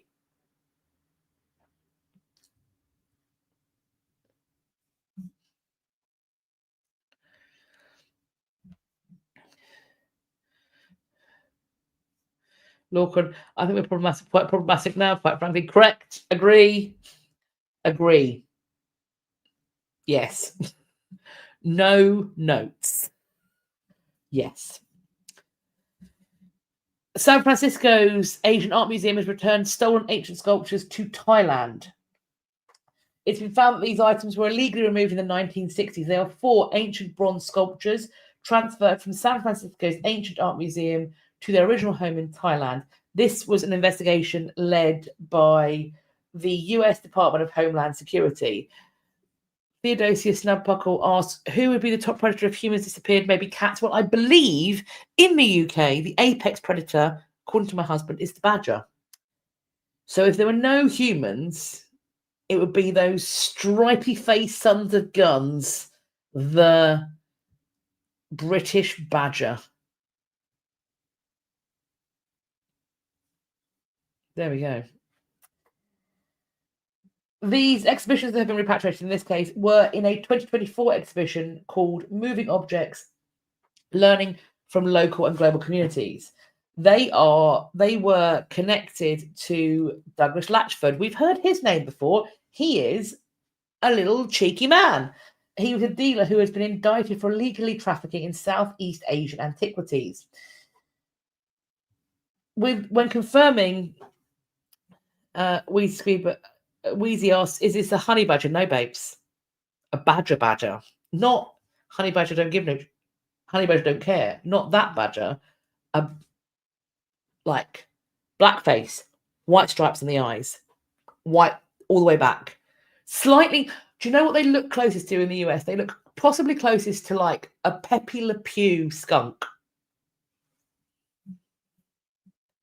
But they are our badgers. They're different. I've seen American badgers. They're different to American badgers. A British badger's different.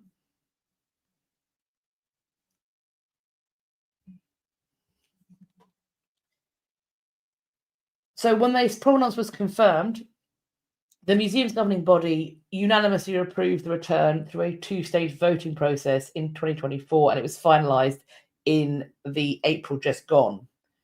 Careful research has been done, and there is a commitment to doing what is right. They will be cared for, they will be returning home. Their repatriation is not only safeguarding an important part of heritage, but also allows their history to continue as an enduring part of the Thai nation. A report at the ceremony asked why the museum had failed to investigate the sculpture's provenance, despite suspicions dating back to acquisitions decades ago. And a spokesperson said, I think because attitudes about the art market and about art culture, heritage have changed tremendously in the West over the past couple of decades. There's so many repatriations. We're still going, friends. The San Antonio Museum of Art repatriates 9 antiquities to Italy, most of which date from the 4th century BC, including a terracotta statue of a woman with and elaborate red figure vessels. So we've got a marble head of Hermes from the 2nd century AD. We have got a terracotta and pigment sculpture of a woman from the 4th or 3rd century BC. And we have also got a fish plate from the workshop of Astius and Python, which is from around 340 BC, and a crater or mixing bowl with a nude young man and a seated woman attributed to Python from around 330 BC on the side. So Luigi La Rocha, who leads Italy's Department for the Protection of Cultural Heritage, said in a statement, quote, this agreement strengthens cultural relations between Italy and the United States and stands as an international best practice in the field of combating illicit trafficking of cultural property. This is not the first time that photographs seized during the investigations into the smuggler Giacomo Medici, who was convicted in 2004, have provided key evidence decades later. Last year, the Altes Museum in Berlin returned 21 Apulian vases to Italy after 4 of them were identified in Polaroid photos found in Medici's office in Geneva. We have talked about him before as well. We're on to our last repatriation. Museum knows little to nothing about a new display. Thousands of African objects given and stolen and forcefully taken at the height of the British Empire have gone on display at a museum, and the curators admit they have almost no record of where they came from. These items have been taken out of storage by the Manchester Museum and placed in its Africa hub to highlight the gaps and silences in its record. In one case, all that's known about a figure of a horse with an ibis on its back is that it was donated by a Mrs. M.A. Bellhouse in 1976. No information about its name, place of origin, or traditional use. The museum said it hopes that the honest approach will provoke conversation about how the items should be displayed or even returned. The curator, Lucy Edimati, said the Africa Hub gallery was unlike most others, as it was, quote, the beginning rather than the culmination of years of research. Quote, it's a chance to do our thinking in public with honesty and transparency and to involve people in that process for the start. I think this is really interesting. More than 40,000 objects from across Africa, many collected during the period of the British Empire, arrived into the museum's collection. Some were taken by trade, others through anthropology, confiscation, and looting. Many have sat in storage for years with key details about them absent. So their object labels thus missing. The museum is part of the University of Manchester, and they have said the items could be returned to their place of origin, or the exhibition could lead to working with the diaspora communities to develop ways of sharing and celebrating cultural heritage. Other items on display include those from the Igbo people, one of the largest ethnic groups in West Africa. The chairwoman from the Igbo community of Greater Manchester, the ICM, said, quote, some of these objects were given, some were stolen, some were taken forcefully out of conquest. It's important we start bringing them together again. It shows inclusiveness. It shows there is strength in diversity. It shows that we are one people, irrespective of our colour or where we're from. Something must hold us together. So Steve's going to go look at it. Yeah, thank you. I think I want to have a look as well at this. And Sarah says it looks like they're handling it well. I agree. And also prepared to be corrected. But for me, this feels like a really positive step. And I think if it works, and the way, of course, it works is that lots of us go and see it. And we show our interest and we back it. That's how things like this work. And that's how it becomes fashionable. Ultimately, this is how it becomes. We need things like this to become fashionable. It is, I agree, it's a first step.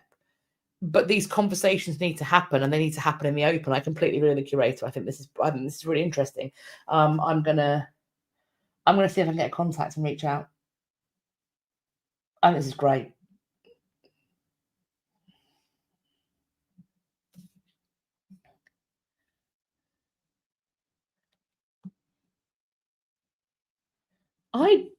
Theodosius Snudpuckle, what are you referring to? What's this water TARDIS? Possibly.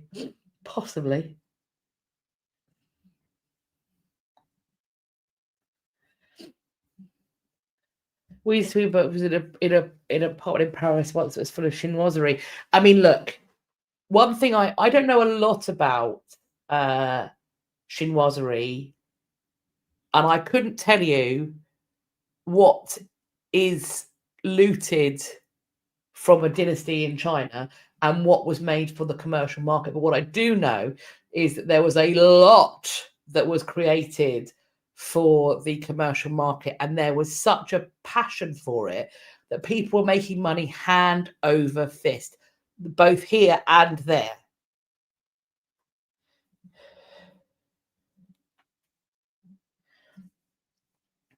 Oh, the lower right, is that a TARDIS? This bit here? No, I think it's an exhibition gallery that says Africa Hub. This bit, yes, that's. I can see what you mean. The way the roof arches up, it does look a little bit TARDIS-y. I can see. And Steve, if I come to Manchester, I will alert you. We're at the end of our repatriations. We still have many things to go on. We have now to move on to our new news. Come with me, friends. Oldest evidence of human fire making has been discovered at a site in England. It's in Suffolk, apparently made by Neanderthals about 415,000 years ago. This is a milestone for evolutionary lineage, and this milestone in fire making occurred far earlier than previously thought. The fire was situated near a watering hole where these humans encamped. Until now, the earliest known evidence of fire making was from about 50,000 years ago at a site in northern France, also attributed to Neanderthals. The controlled use of fire was a landmark event for the human evolutionary lineage, not only for cooking, but for providing for protection from predators, and also warmth that enabled hunter-gatherers to thrive in colder climates, like Britain, for example. So a paleoanthropologist and the co-author of this study, Chris Stringer, said that no human fossil remains were found at the Barnum site, but noted that pieces of a human skull about 400,000 years old and characteristic of a Neanderthal were found in the mid-20th century, less than 100 miles to the south, at a town called Swanscombe. The Barnum firemakers were very likely to be early Neanderthals, like the Swanscombe and Sima people. Proves archaeological work at the site has given the scientists a good understanding of what the place was like at the time the hearth was made, with a rich array of animals from elephants to smaller mammals and birds, evidence of human activity in the form of cut marks on animal bones. There is archaeological evidence from Africa dating to more than 1 million years ago of humans using naturally occurring fire from wildfires or lightning strikes, but those sites lack evidence of deliberate fire making. The researchers have spent 4 years conducting tests to show that the evidence from the Barnum was deliberately made fire. They said numerous pieces of evidence demonstrated this, including geochemical testing that revealed there had been temperatures of more than 700 degrees Celsius, 1,290 degrees Fahrenheit, with repeated fire use in the same location. Very interesting.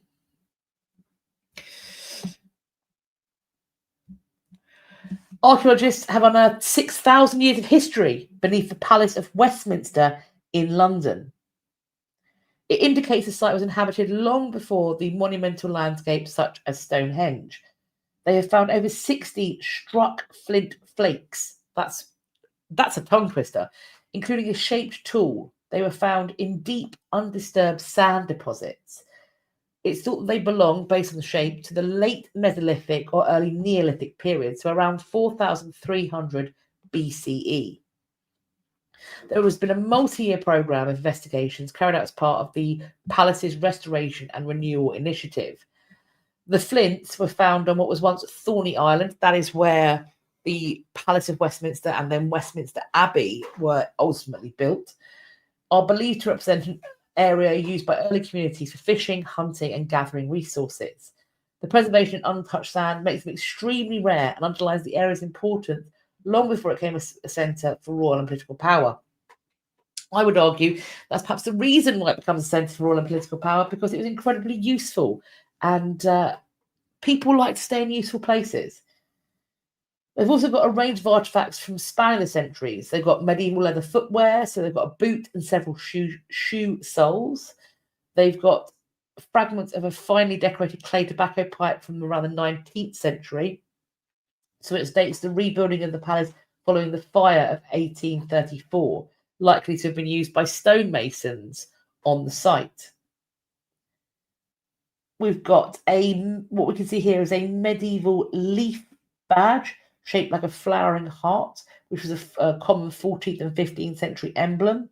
And then we've got this bit of tile is medieval floor that's thought to come from the 11th century palace decoration.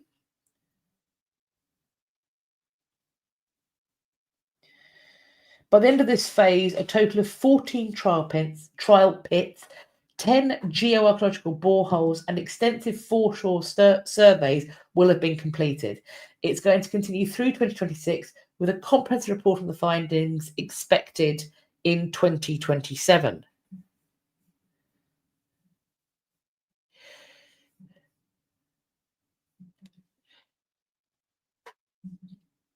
Jessie, is Palace of Westminster where Parliament is now?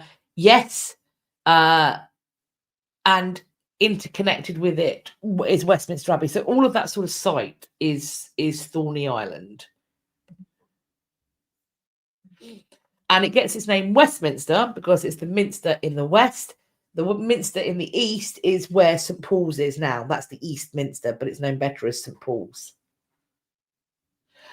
Steve, yes, I have made a video on Westminster.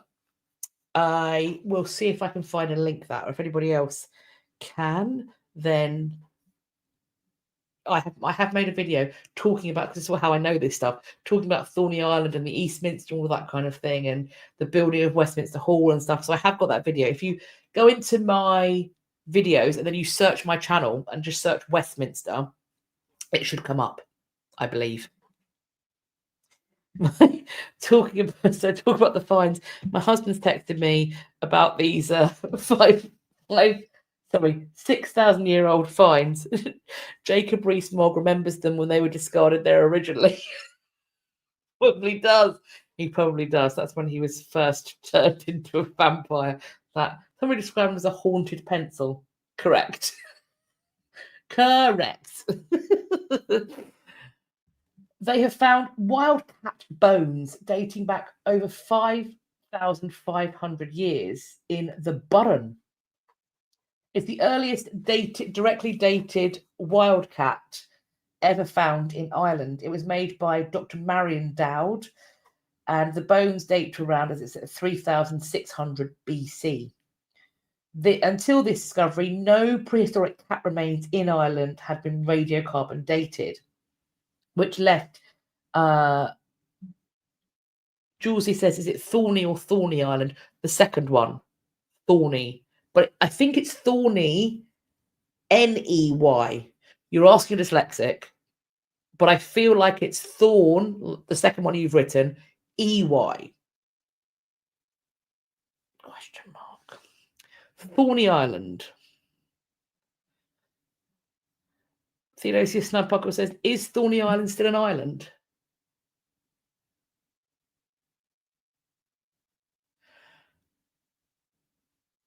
It's not glitched. I'm thinking of how to answer this.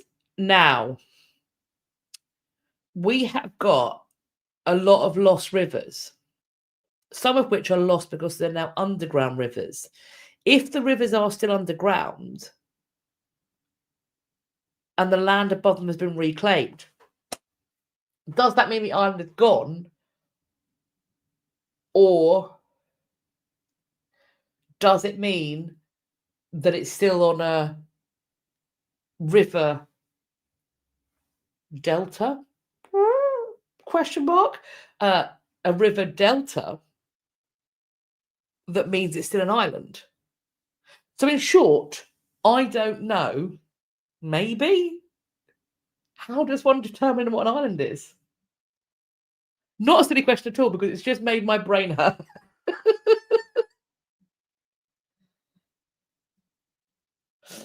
Okay, so 39 bones belonging to an adult wildcat were discovered deep within the Glencorrany cave.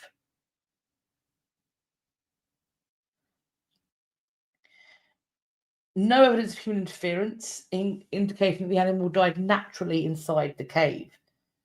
Apparently, this transforms what they thought they knew about Ireland's ancient wildlife. And it raises major new questions. So, were wildcats introduced by early hunter-gatherers during the Mesolithic period, or did they arrive thousands of years earlier with Neolithic farmers? How long did they survive in Ireland before extinction? Why are so few prehistoric cat remains known? They don't know when wildcats arrived in Ireland or when they vanished.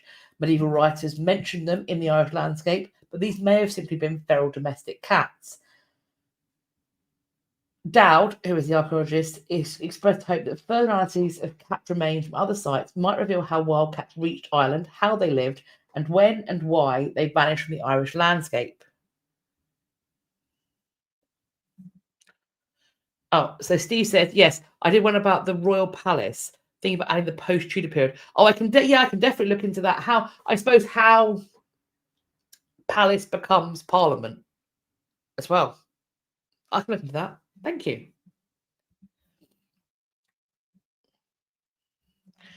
Archaeologists have found a lost Book of the Dead in an Egyptian cemetery. Located it in a 3,500-year-old cemetery containing mummies and statues. This is a papyrus scroll measuring over 43 feet in length. In central Egypt, archaeologists discovered one of these elaborate scenes. It's a 3,500-year-old New Kingdom cemetery with mummies, amulets, statues, canopic jars, and a 43-foot-long papyrus scroll containing part of the Book of the Dead. It is the first complete papyrus that was found in the Al-Ghara area and is, quote, characterized by being in good condition.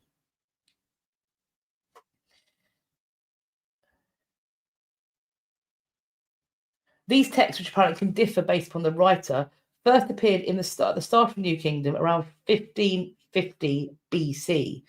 So locating one in good condition from the era isn't a common occurrence. If it's that long and well preserved, then it's certainly a great and interesting find. Apparently, it's very rare to find a copy in the grave it was originally buried in.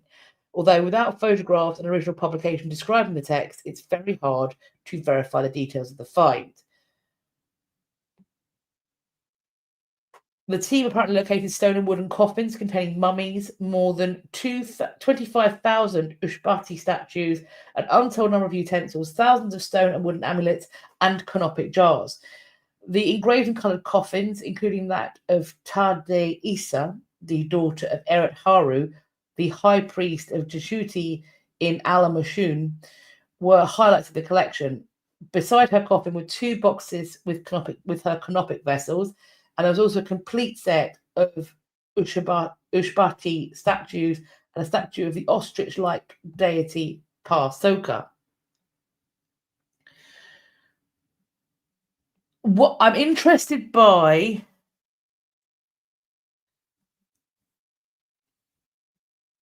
what sounds like some doubt.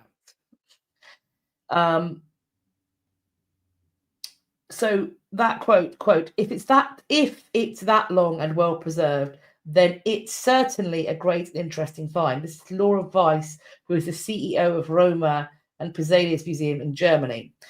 And then Foy Scalf, who's an Egyptologist at the University of Chicago, said it's, quote, very rare to find a copy in the grave it was originally buried in. Although without photographs and official publication describing the text, it's very hard to verify the details of the find. I've talked before about how there are these murmurings that I'm not completely privy to. I'm just nosy. So I've sort of heard rumblings because I'm nosy, but I do not anywhere near really understand what the rumblings are about in their full context. But the rumblings seem to be voicing that a lot of these, because there's been this enormous glut of finds coming out of Egypt, and there are rumblings from some quarters saying that these finds may not be what they are being presented as. I don't really know what that means. Either who they're connected to is being stretched or mistaken or rushed. There's rumblings, and I feel like those rumblings are in that article.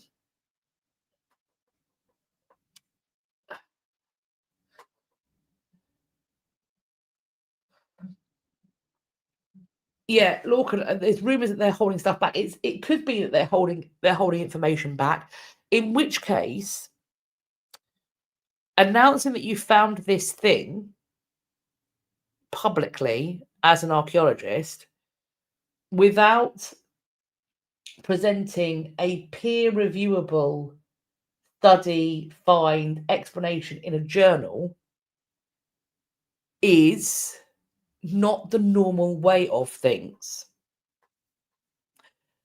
So one of the reasons why the full information about finds takes so long to fully come out, and we'll often say, oh, this was discovered 4 years ago, but we're just learning about it now, is because researchers need to figure out all sorts of things about it to work out what it's made of, when it might have been buried, when it might have been created, and all of that can take years and years and years. It then needs to be written up in a scholarly style article that is then submitted to a journal, peer reviewed in that journal.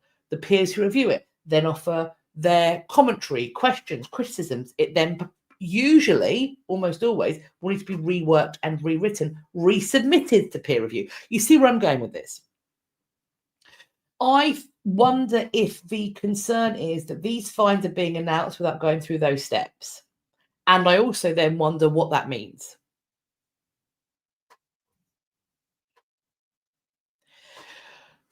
So, MJ's Garden, the article makes it sound like there's some context missing. Yes. And they are, and the way they're talking about it, if this is what it says it is, it's really exciting. It's that. So they haven't seen the evidence that makes them feel like they can back it. I don't know what that means. I'm sure there will be updates. On the Thorny Island, Mr. Dr. Cat has come through. It is no longer an island as it has been absorbed by the mainland, and the River Tyburn is incorporated into the sewage network. So no longer an island. Thank you for that. More pharaoh news. An ancient Egyptian pharaoh moved another ruler's body and stole his tomb, apparently. Archaeologists have found 225 shabtis, which are figurines meant to work for the deceased in the afterlife, in a pharaoh's tomb. They belong to the pharaoh Shoshenq III, but they are inside the tomb of a different pharaoh. They were found at a site of Tanis in northern Egypt, in the northern chamber of the tomb of Osakoran II, near an unmarked sarcophagus.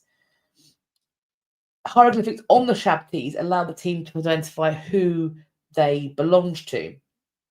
The tomb and sarcophagus was discovered in 1939, but the shabtis were found recently by an Egyptian-French team that's doing conservation work.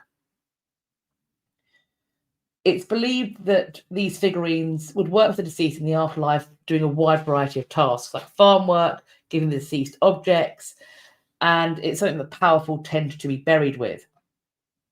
These are made of glazed ceramic. And the fact that they were found in this one person's tomb indicates that Shoshenq III was not buried in his tomb, but rather in an unmarked sarcophagus in the tomb of Osakorn II.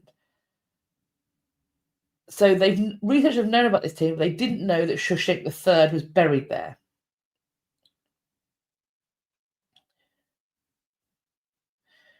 They do point out that in ancient Egypt, it wasn't unusual for tombs to be reused. However, why Shoshenq IV might have reused the tomb of Shoshenq III and moved him to the tomb of Osakorn II is unclear. Conservation of the tomb and the analyses of the shabtis and inscriptions are ongoing.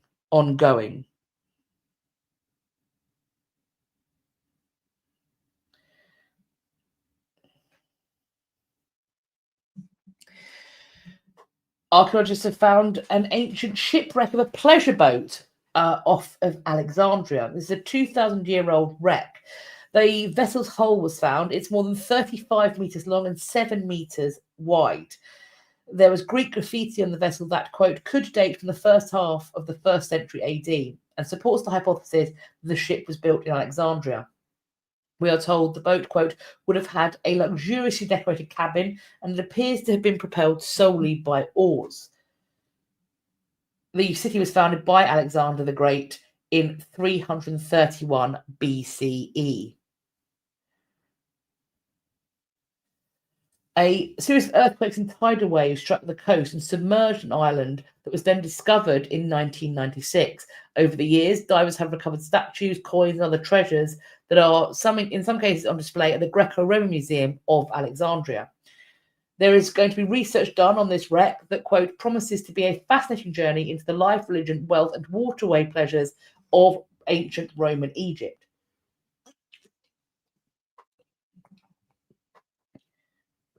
Alexandria is home to ancient ruins and historic treasures, but Egypt's second largest city is especially vulnerable to climate change and rising sea levels, sinking by more than 3 millimeters every year. Apparently, even in the United Nations best case scenario, a third of Alexandria will be underwater or uninhabitable by 2050. Steve wonders if the mark in the foreground might be a shipwright's mark. I have absolutely no idea, but that's really interesting. I have no idea what modern shipwrights marks would look like, much less an ancient one such as this. That's very interesting. Look, and yeah, just a chill weekend on the yacht. Apparently stretches back thousands of years. History really did repeat for the rich. Oh yeah. Oh yeah. Quite. Still doing it. Theodosius Snudpuckle. Humans are weird. Correct. I agree. 100. There is, to quote somebody's grandma, there's noughts the queerest folk. That was a great TV show when I was younger. Queerest folk. What an iconic TV show.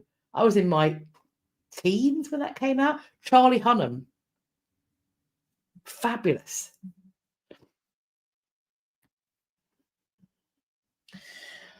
A structure for observing celestial movement predates the Chanquillo Observatory. The Peruvian Ministry of Culture has announced the discovery of an early Andes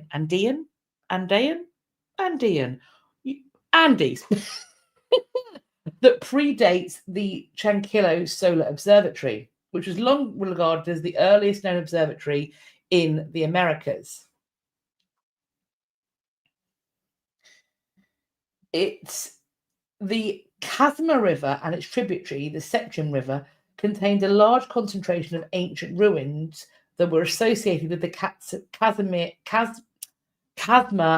Sechin culture, which dates from around 2000 to 1000 BC, and it's known as some of the oldest monumental architecture in the Americas.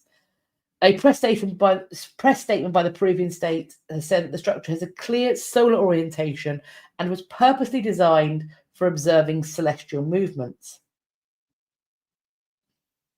Quote, these discoveries solidify Kazma's position as one of the world's most important ancient astronomical centres. The Ministry of Culture continues its restoration and enhancement work on the 13 towers and the Solar Observatory, with the goal of opening this section of the site to public in the coming years. This is from the Peruvian state. I'm glad that a lot of others over the view have seen Queer as Folk. It was brilliant, and also, so Aidan Gillen was phenomenal in that. And if you've watched Game of Thrones, he, of course, did an incredible job in that as well. What an amazing actor. And I think he was also was he in The West Wing? I know he was in a US kind of political style drama or crime drama, like a series. He's a phenomenal actor. And obviously Charlie Hunnam's career has just gone from strength to strength. What a great show that was. And it was really so groundbreaking at the time. Yeah, brilliant show. Props to Queer as Folk. No one, it hardly ever gets mentioned in like kind of those. I genuinely think that it was a huge cultural shift. Like it doesn't get the credit I think it deserves for that.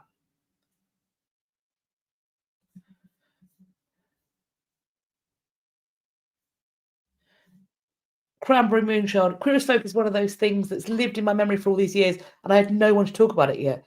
Yes, yeah,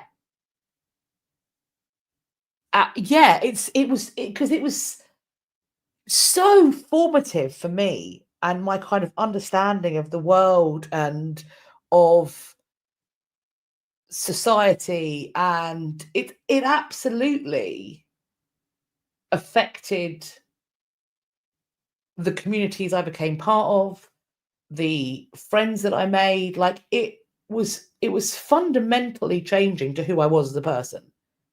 Absolutely.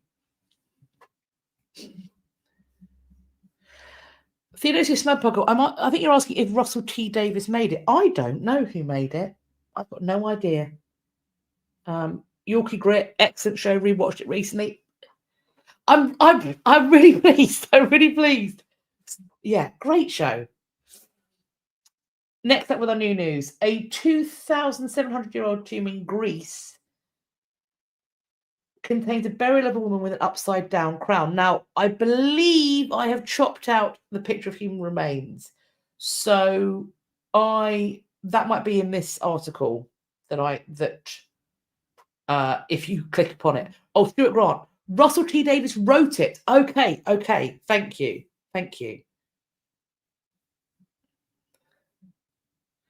Russell T Davies wrote it.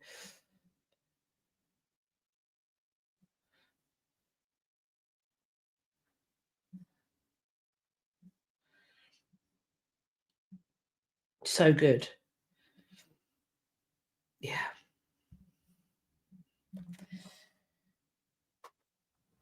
Now, As for this upside down crown, the thought is this is a grave of an ousted noblewoman who they're calling her the lady with the inverted diadem. This is a 7th century BC burial, and there is a bronze crown placed upside down on the woman's head, a signal, they think, of a final end to her power.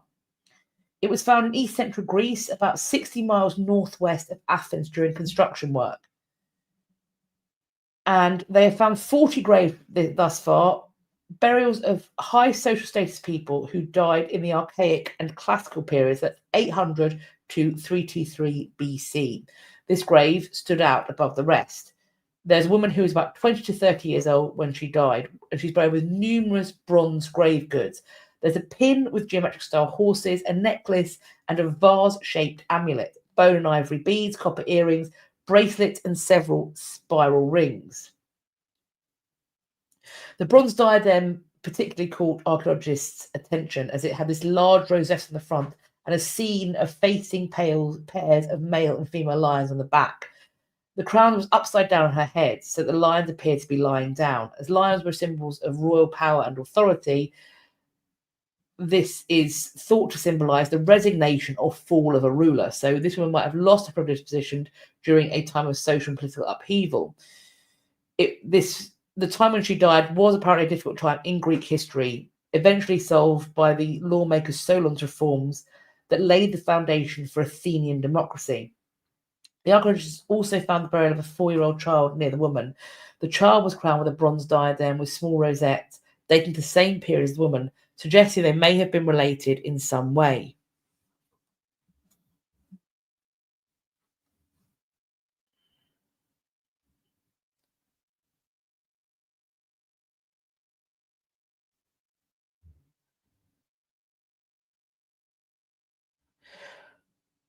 My husband said, so in addition to writing the Queer as Folk, in a BBC News article published this morning, his next show is tipped to be one of the shows to watch in 2026.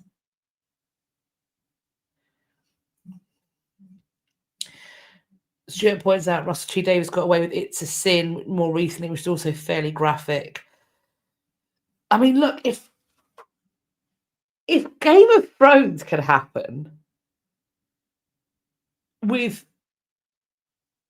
frankly, gratuitous physical and sexual violence, that in some cases it's questionable how much that needed to be shown, I think. Did we need to see quite so many nipples for the plot to move along? No, I don't think so. I haven't seen It's a Sin. I want to check that out though, because it did look amazing. But Queer as Folk wasn't. It was shocking for the time because a lot of the. I mean, I remember the way members of the LGBT community were being treated for various reasons, but also principally as a child, I remember the response to AIDS, and I remember the horrendous adverts that were designed to terrify and shame. And I remember clearly because my mum was friends with lots of gay men, and so I spent lots of time around gay men. And I remember there being comments about my mother allowing me to be in that world. And I remember my mother being called up to school because I talked about homosexuals, because Section 28 was in force. So I went from being somebody who I started primary school in a world where my mother was called up to school because I talked about gay people, to before I had left school, I was watching Queer as Folk on the TV. Like that is a sea change that happened. And it didn't feel shocking or horrendous or weird to me. It felt very much like I felt about as awkward as I feel watching anybody else kissing anybody else when I was about 13 or 14. You know, but I think the thing for me is that I had the privilege of being in community with diverse people from a very young age, and I had the privilege of being raised by people who were bigots.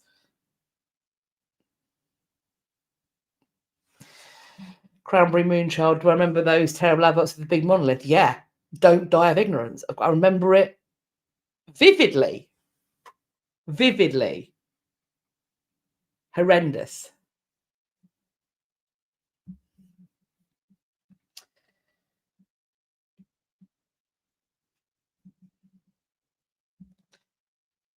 Roman military might have helped bring cats to Europe. Not wild cats here, domestic cats. Dogs have been by our side for about 20,000 years, but cats, when they were domesticated, that's apparently a lot more murky. The suggestion is that it was assisted by the Roman military, with house cats apparently reaching Britain by about 100 CE. This is from a study that's been published in the journal Science. It's believed that humans began to live with cats about 9,500 years ago in the Levant, but it took a lot longer for them to come over here.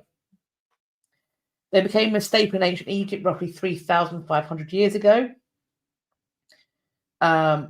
Genetically speaking, apparently modern house cats are also different from the African wildcat that's native to both Egypt and Turkey. But there is a lack of archaeological evidence and problems with distinguishing domestic cats from their wild counterparts based on DNA in their bones, which has left some major gaps in the house cat's history.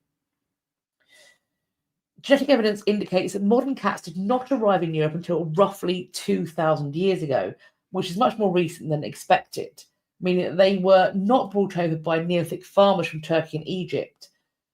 After North African domestic cats were introduced, they spread into Europe via the Roman military routes. Soldiers probably used felines as a form of rodent control.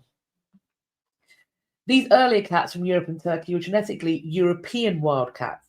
Hybridization, where two genetically distinct parents create fertile offspring, was likely behind this genetic split and not domestication. I don't really know what all these things mean, but it sounds very interesting. In a commentary on the study's findings, the evolutionary biologist Jonathan Losos concluded, quote, ever sphinx-like, cats give up their secrets grudgingly, yet more ancient DNA is needed to unravel these mysteries of long ago.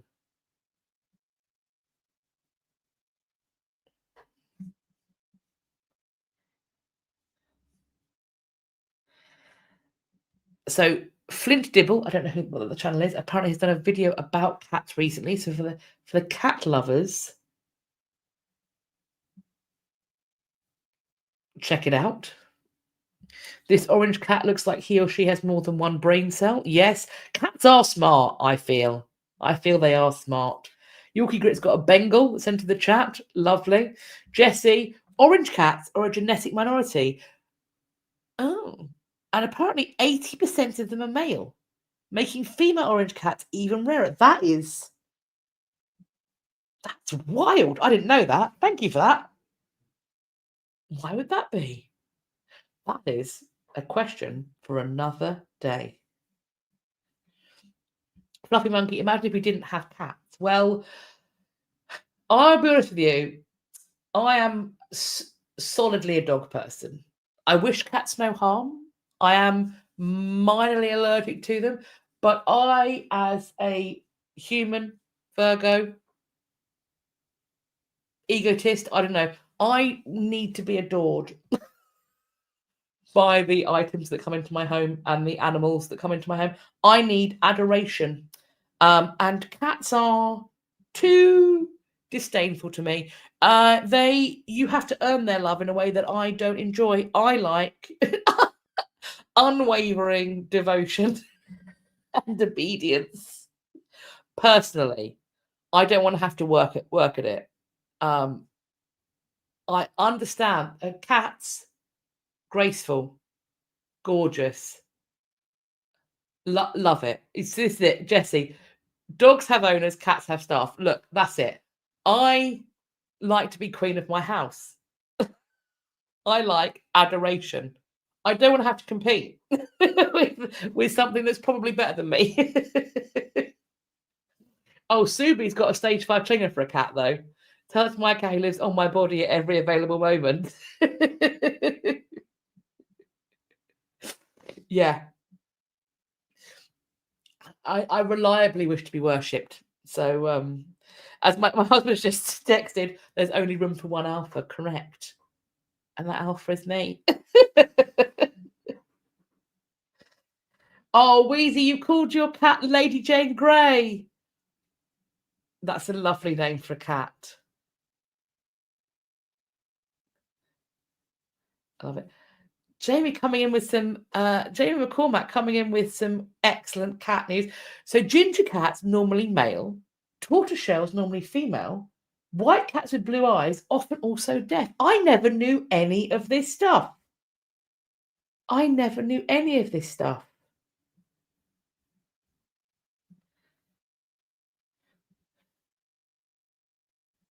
That's very interesting.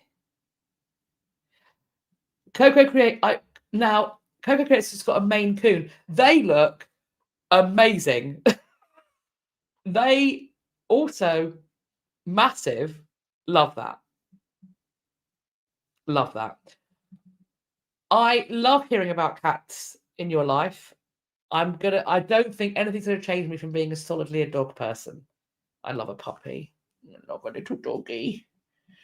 I like a little fluffy puppy.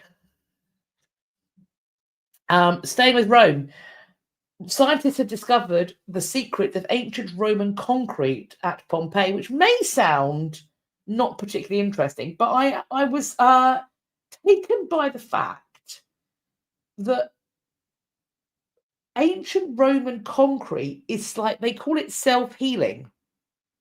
I don't know what this means. So when people talk about, oh, they found the secrets of Roman concrete, well, concrete's concrete. Not this stuff. This is self-healing. I don't know what that means, though. And it allowed the Romans to revolutionize architecture. So they've got a building project that was underway when Vesuvius erupted.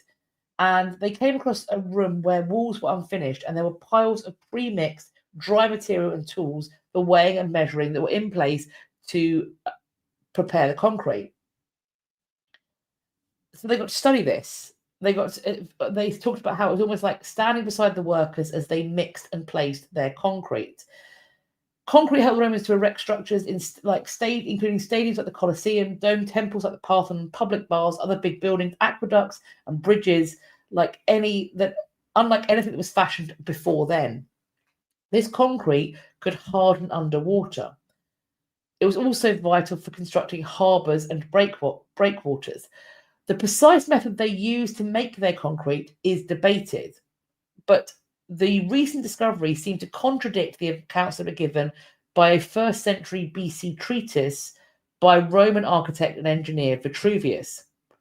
The Pompeii discovery showed that Romans used a technique called hot mixing, where material called quicklime, dry limestone that was probably previously heated, was combined directly with water and a blend of volcanic rock and ash, producing a chemical reaction that naturally heats the mixture. This is different from the method that's described by Vitruvius, who wrote about a century later. So they industrialized concrete, and this allowed builders to construct massive monolithic structures, vaults, domes, harbours with concrete that cured underwater, concrete that expanded what could be built and how cities and infrastructures could be conceived. Modern concretes lack a self-healing capability, which is increasingly important as we seek longer-lasting, lower-maintenance infrastructure. So while the ancient process itself is not a direct replacement for modern standards, the principles revealed can inform the design of next-generation, durable, lower-carbon concretes. Now, I wonder if Vitruvius made a mistake, or if Vitruvius deliberately gave the wrong recipe because in some way the concrete was, the knowledge of how to make the concrete was viewed as proprietary in that time.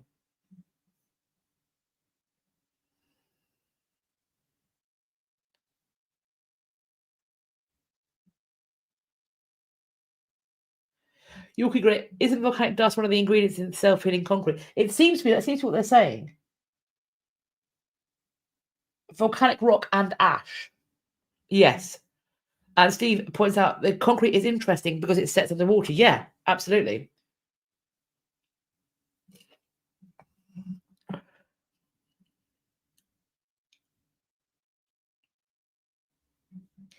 Apparently, the volcanic ash is, or ponzite is a volcanic ash.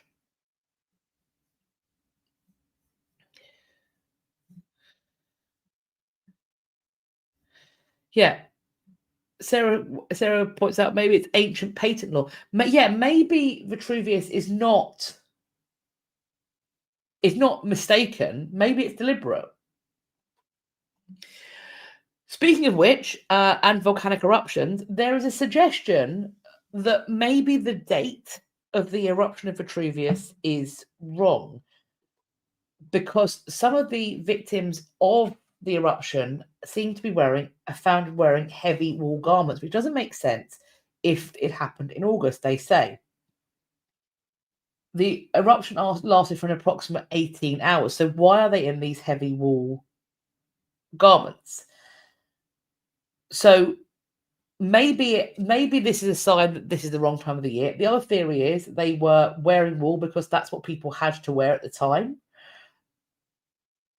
Linen, cotton, silk were delicate, reserved for the wealthy clientele. Wool was hardy, warm, and inexpensive. So perhaps that's it. The date could be debatable as well. It's possible, of course, that the August just happened to be colder than was previously thought. Perhaps that region in that August happened to be experiencing a cold spell.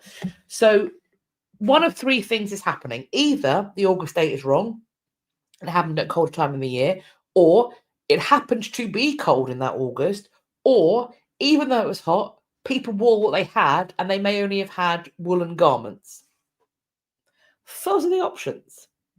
But interesting that they found people in August at the time that this is erupting when they seem to be wearing heavy duty wool. Wheezy says linen is accessible. It is, it potentially, however, linen tends not to be as hard wearing as wool. And it also tends not to be quite as versatile, because wearing linen when it's very cold, and only linen, means that you stay very cold. Wool, yeah, you might be a bit sweaty, sure, but there are potentially ways and means that you can still stay cool. It's still a natural fibre.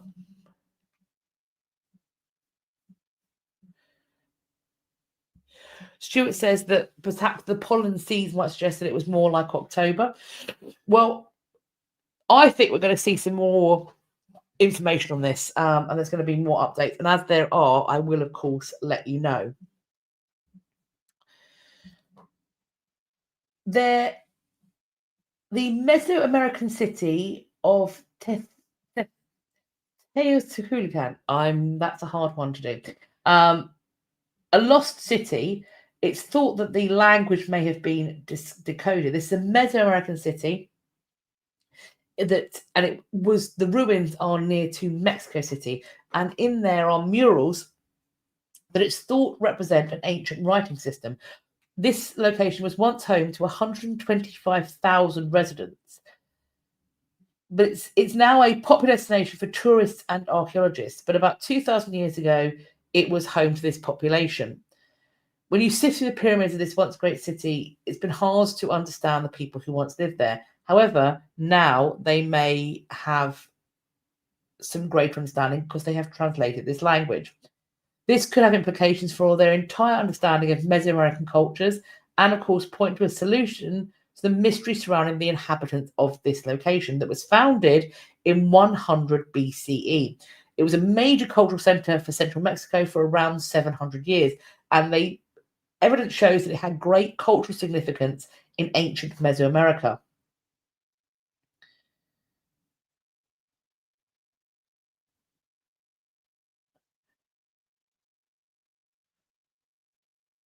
So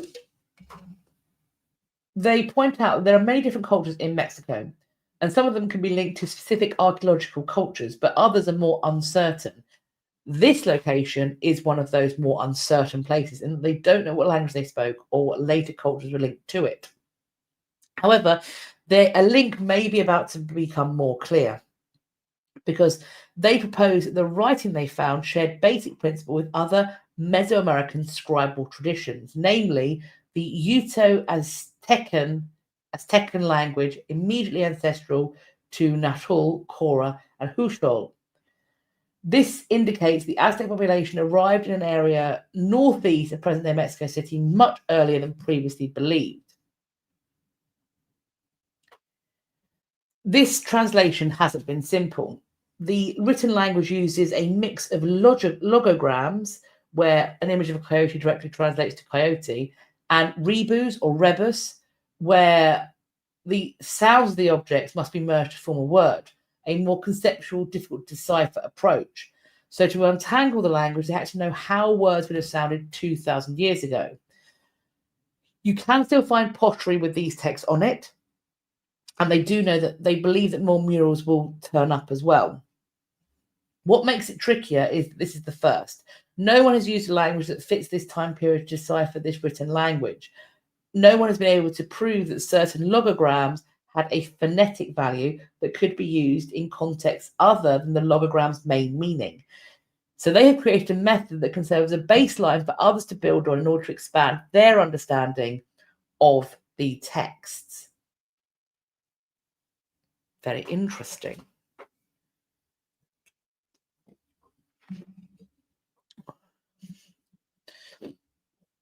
Carol said, didn't they, this is about Pompeii, didn't they find graffiti that staged a later month? Did they? I have not seen that. If anybody's got an article about that, please do send it to me. I would love to have a look. Thank you. Some 3D modelling has been done. Easter Island. They have conducted research on the main quarry of Easter Island, and this is a challenging thing to do. This easternmost Polynesian island is a 6-hour flight from the nearest airport, and reaching the parts of Runarakoru, which produce 95% of its Maui statues, requires scaling a steep, rugged slope of a volcano. And then in 2022, that became impossible because a wildfire swept through the quarry. Nevertheless, over the course of 6 months, geographers flew dozens of drone flights over the quarry to take more than 11,000 overlapping photographs that have then now been stitched together using a process known as photogrammetry. Something like that.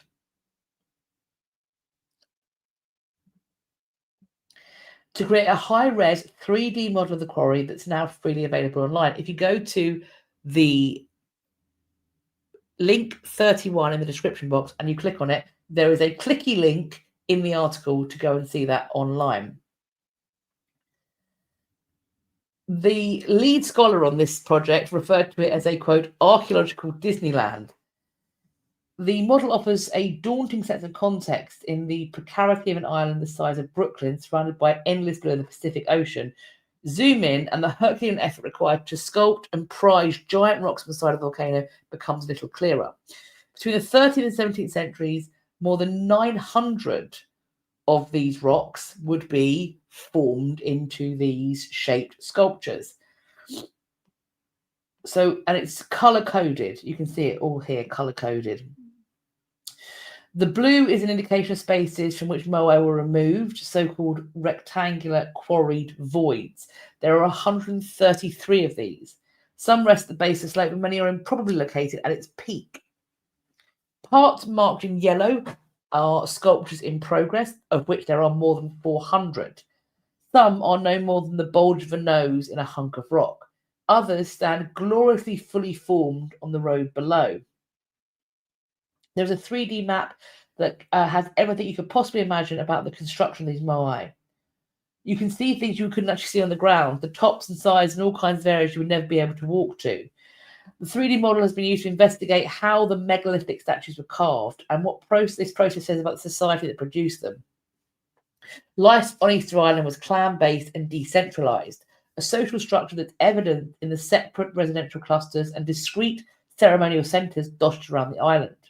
This pattern carried through to the creation of moai. Researchers have identified 30 geographically distinct quarrying areas in which the entire production chain, from cutting to carving, was carried out by 4 to 6 clan members.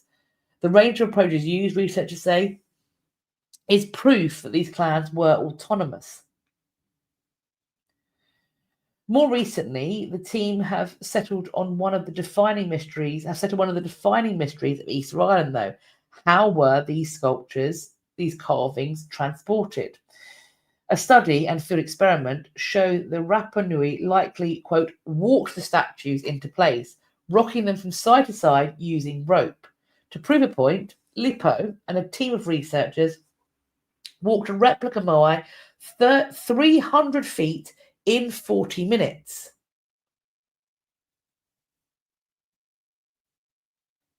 How interesting.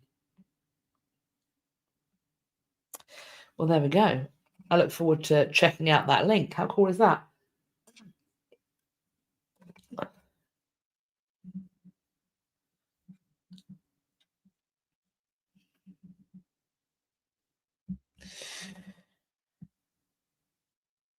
We have the only known depiction of a pregnant Viking woman. This is found in a 10th century elite woman's burial in Sweden. It was uncovered in 1920. It's known as the Ash pendant, and it's in the collection of the Swedish History Museum. It's about 1.5 inches or 4 centimeters in diameter, and it's made out of gilded silver. A ring encloses a female figure who stands with her legs spread, her hands clasped under her pregnant belly. The top of the pendant is worn down. Lines above the woman's head suggest a crown or a headdress. She wears a cloak buttoned at the neck and pearl-like beaded accessory. There is disagreement as to whether or not this pendant actually depicts a deceased Viking woman. The museum says that it might depict the Norse goddess Freya, associated with pregnancy and childbirth. Freya wore a special necklace called the Brisingamen, the descriptions of which closely match the button clasp and rows of beads on the ash pendant. It may therefore have been a talisman for the woman in the grave. Given the range of artifacts discovered in this woman's grave included a wolf-headed iron staff and the series of heirloom pendants, it's thought she might have had a prominent role as a practitioner of magic or ritual. And later graves in the Asker area lack similar ritual objects, according to a study by an archaeologist called Hida Gustafsson, which might mean that the Viking woman buried in the mound was the last pagan practitioner of her kind before the introduction of Christianity into the region, and that her Freya pendant was buried with her.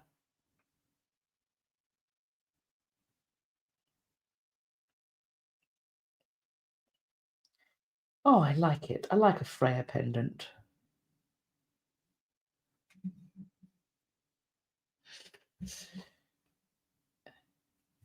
A 2,400-year-old fingerprint found on a plank for a boat sheds light on ancient seafarers. This is Scandinavia's oldest plank boat. And the fingerprint is thought to belong to somebody who repaired the craft. This is known as the Hortspring boat. It was discovered in southern Denmark in the 1880s and then excavated in the 1920s, and it's now on view at the National Museum of Denmark. It is thought to have been part of a larger fleet used to attack the island of Als off modern-day Denmark in the 4th century BCE. So, archaeologists from Lund University in Sweden, in collaboration with the University of Gothenburg's Maritime Encounters Research Program, looked for untouched pieces of the vessel, working on fragments of caulking, tar, and rope. And there they found an uncovered fingerprint. The sex and identity of the owner of the print is a mystery. The scientists used 3D modelling, carbon dating, which dated the boat, said that the boat was produced between 381 and 161 BCE. So that's the Iron Age in Scandinavia. They also used X-ray tomography, gas chromatography, and mass spectrometry.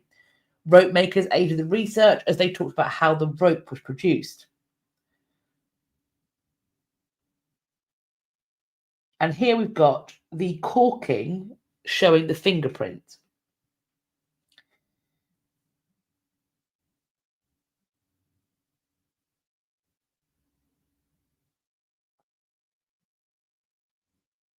The chemical makeup of the corking shifted ideas about where the seafarers came from, as they found a composition of animal fat mixed with pine pitch or resin. They thought that the vessel had come from a region near modern-day Hamburg in Germany, but this pine pitch waterproofing suggests the Baltic Sea region is a more likely origin. If the boat came from the pine forest-rich coastal regions of the Baltic Sea, it means the warriors who attacked the island of Ols chose to launch a maritime raid over hundreds of kilometres of open sea. The team is perhaps going to look next at the Planck's tree rings to determine precisely where they came from. They're also hoping to extract ancient DNA from the corking tar on the boat that they hope will give them a more detailed level of information on the ancient people who used the boat.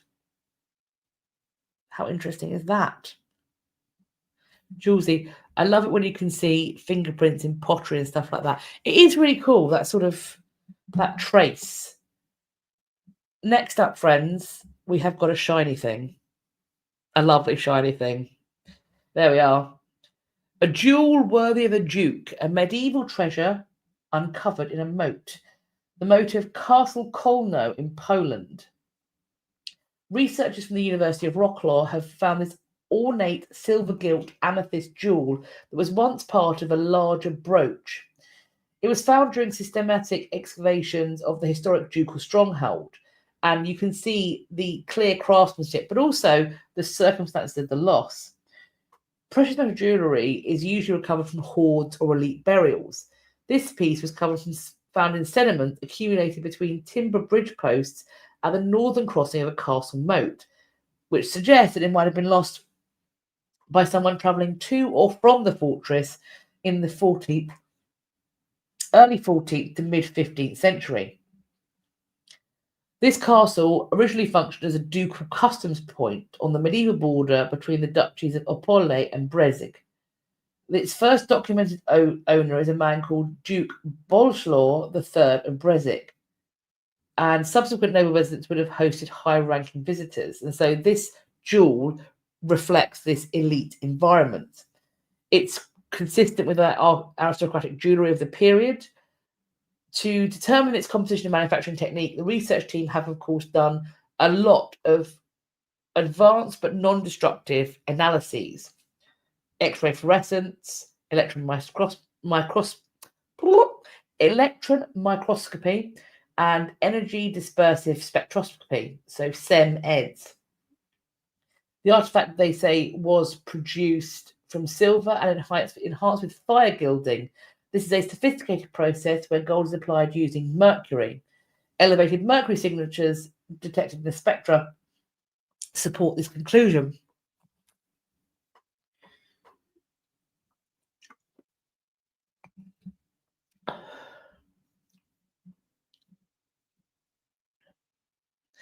Julesy, I bet they were mad when they saw the Lost Ring. I bet they were mad when they saw the Lost Ring. Absolutely. And then Jessie, and walking on horseback, having no clue even where to begin to look. Or it slips off your hand and you go, that's in the moat. That's in the moat. How am I going to get out of the moat? Imagine if you were visiting, like you're visiting the Duke, and the ring falls off and falls in his moat. You're like, well, I could make a fuss about this, or not.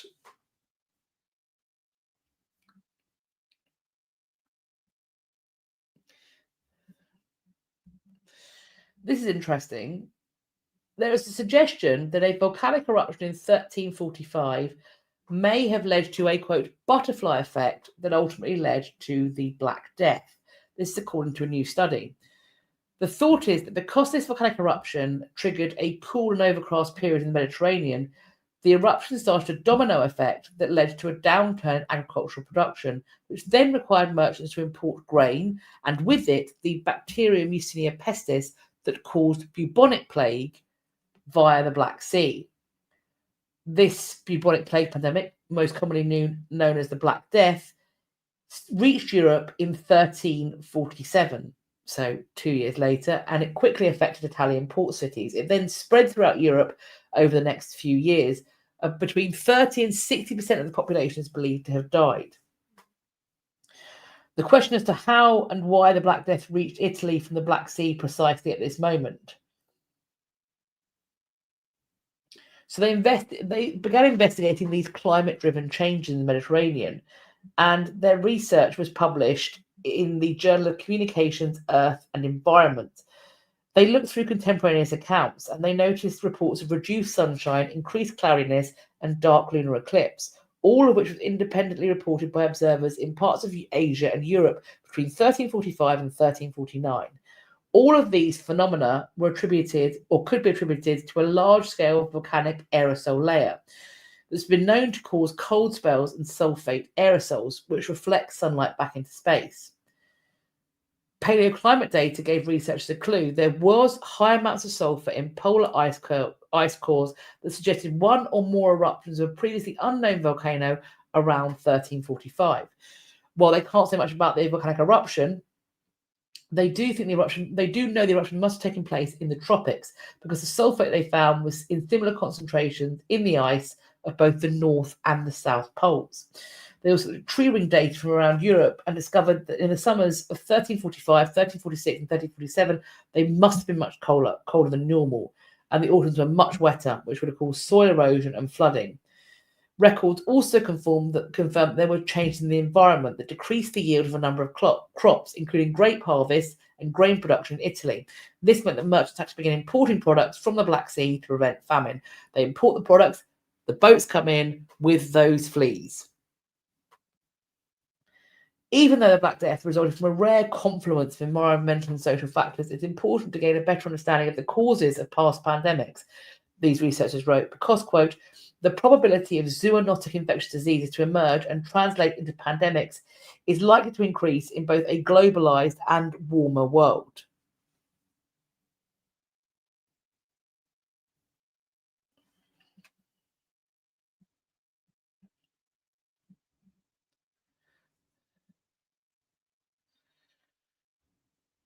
Volcanic eruptions, Steve points out, volcanic eruptions do cause short-term climate change. 1816 was the year known as the year without a summer because of the eruption of an Indonesian volcano. And I believe, am I correct, led to the creation of Frankenstein?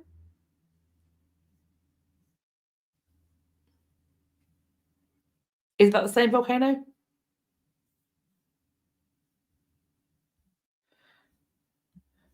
Interesting.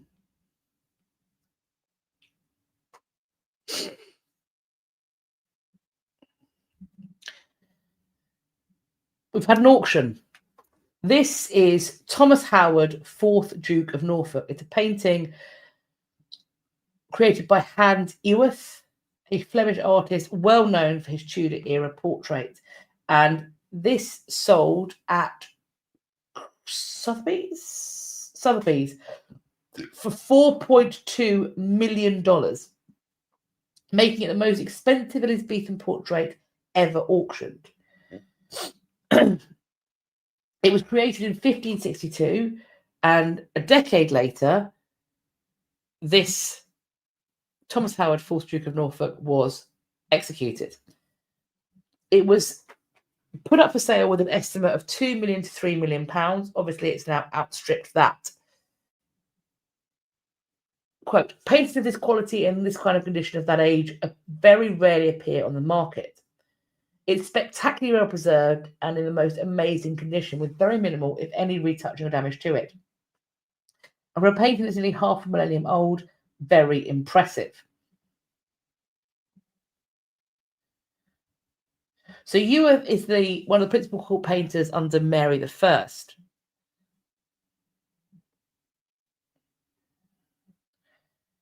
And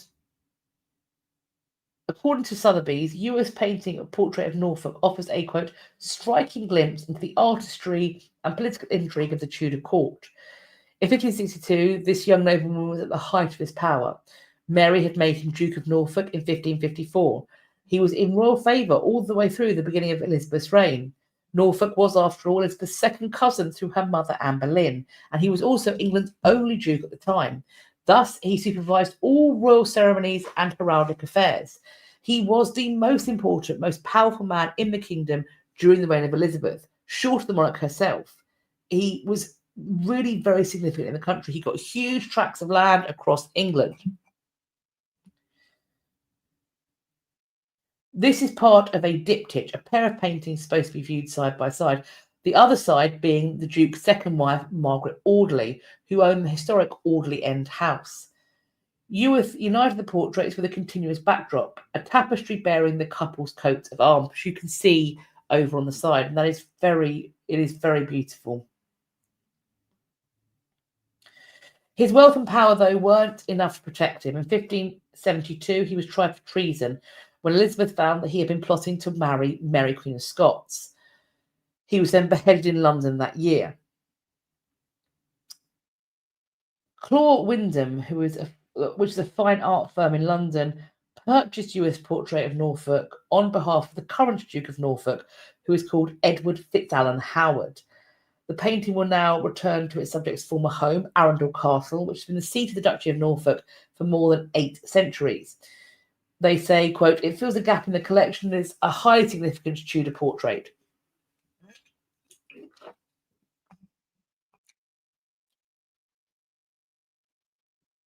So there we go. When it's on display, I will let you know.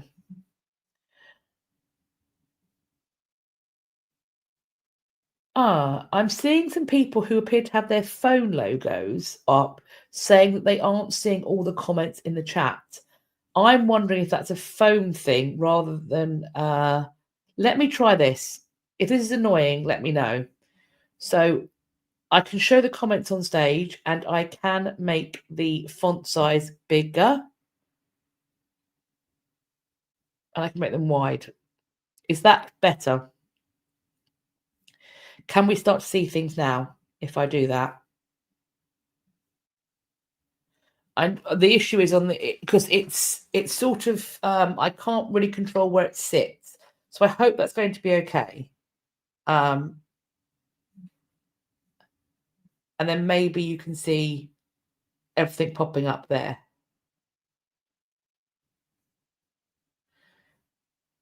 Oh, Coco Creates does say, I had to select all messages at the top and then see all. However, Coco, you are not watching or commenting through your phone. So it could be...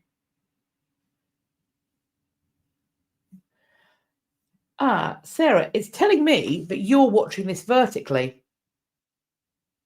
So maybe it's a vertical video problem.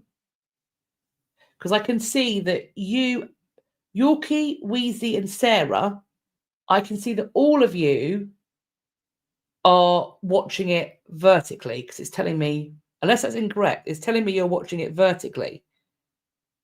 Whereas Coco, you're on your phone, but you're horizontal. Okay, so it's wherever you're watching vertical video, it's giving you troubles. But horizontal is fine. We'll keep it like this and see how we go. And if I need to set it up this way in the future, I certainly will do.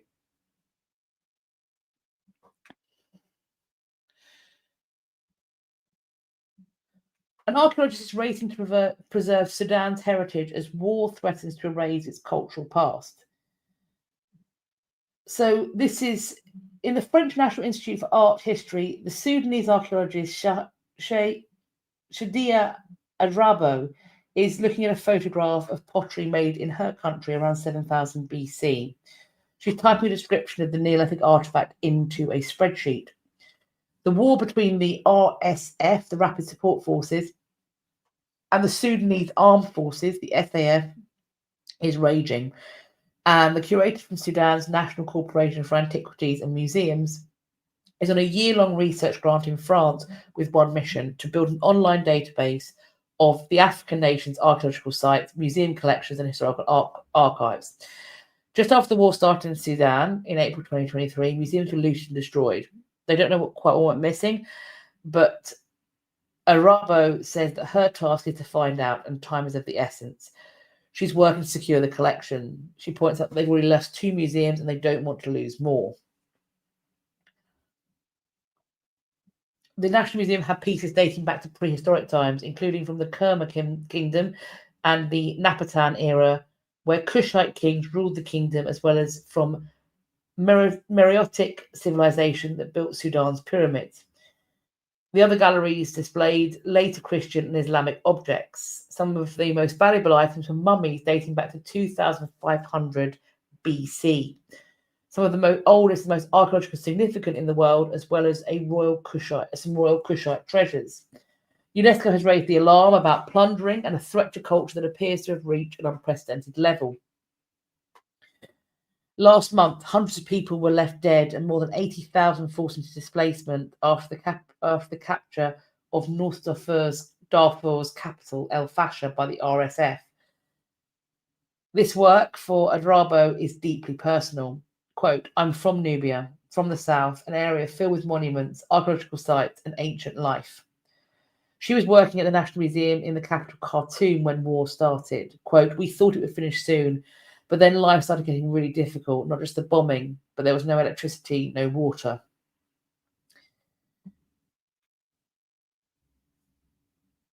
Efforts to protect Sudan's art were, according to Ali Noor, too slow, a Sudanese cultural heritage advocate. Quote, "While applications were being drafted, sites were being emptied, or risk assessments were reviewed, entire archives vanished." UNESCO said it carried out inventories, trained police and customs officers to recognise stolen antiquities, while appealing to collectors to, quote, "refrain from acquiring or taking part in the import, export or transfer of ownership of cultural property from Sudan." But unlike other similar cultural emergencies that followed the wars in Iraq and Afghanistan, quote, "Sudan has not benefited from strong media coverage denouncing the degradation and plundering of its cultural heritage. This lack of visibility has reduced the international response. If we're interested in these ancient cultures, we have to be interested in Sudan. What Shadia Adrabo is doing is urgently essential, establishing what's missing. And with a team of about 15 Sudanese now working in the museum in Khartoum to clean and restore what's been damaged, they will soon be able to compare what remains there now. She's got funding until April 2026 to finish compiling the data and to build a platform, but she is concerned that won't be enough time. Quote, "I'm trying to finish this database, but it's a lot. I've done about 20% of the work. Just for the national museums, I've recorded 1,080 objects so far. And then I have to do other museums, sites, archives. I need to add pictures, ID numbers, coordinates. We're working on tracking what's been looted," she said. "I cry when I talk about this. My only goal and message is to bring back as much as possible, to do as much as I can for Sudan, but it's not easy for us. And it's not just the war itself, but consequences of that could affect the country's heritage. Militias, people displaced. It's not safe for art to be in unsecure locations. Until the war finishes, we just don't know what's going to happen."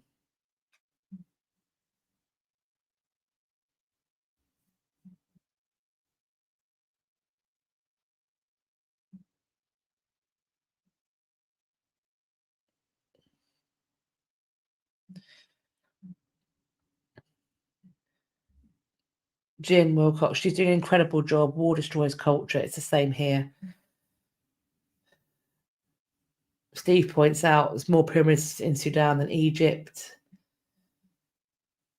James, I hope nothing more gets destroyed. Of course, no more lives lost. Absolutely.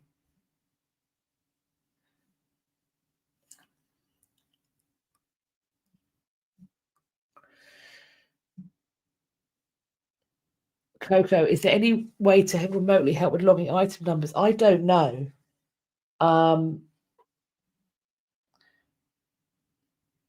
I don't know.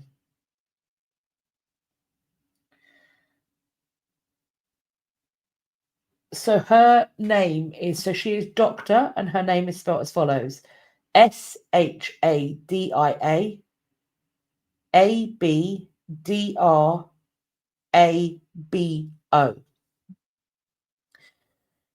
And on the one hand, I she's not, to that I can see, she's not asking for help with cataloguing. And I'm loath to say email her because she has enough work on her hands without having to field emails. But if you Google her and you find her website, then maybe if there is a call out for help, if you're following, that would be the place to see it.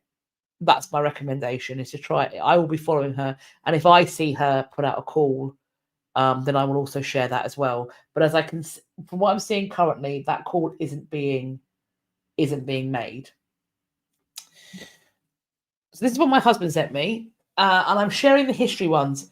The incredible discoveries made in 2025, and there were quite a few of them that were historical. So we had the gigantic Jurassic footprints discovered in Oxfordshire, which we've talked about. 200 enormous footprints left behind 166 million years ago. We've got two different dinosaurs here. A long-necked sauropod, thought to be a Cetiosaurus, and a two-legged, is it legged or legged? Two-legged carnivore, Megalosaurus. Some of these tracks stretch for up to 150 meters. They could perhaps even extend further. And also humans mastering flames 400,000 years ago, which we talked about now. This is the site in Barnham, Suffolk.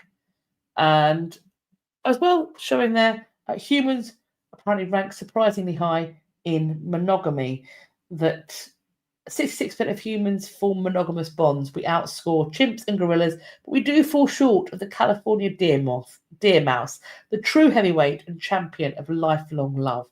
But humans are far from the most monogamous creatures. Our tendency to pair up for life is still remarkable compared with many other species, but we're not quite as good as the sweet little California deer mouse. Bless it. We're going back to the Louvre. There's a water leak in the Louvre. Perhaps another reason for them to require the extra funds by charging non-EU citizens more. This one has damaged hundreds of works. The museum's deputy administrator, Francis Steinbock, said that between 300 and 400 works, mostly books, have been affected by the leak, and the count is still ongoing. The damage occurred in the Egyptian department. The volumes are those consulted by Egyptologists. Apparently, no precious books were affected. Problem that caused the leak was discovered in late November, had been known about for years. Repairs are scheduled for next year.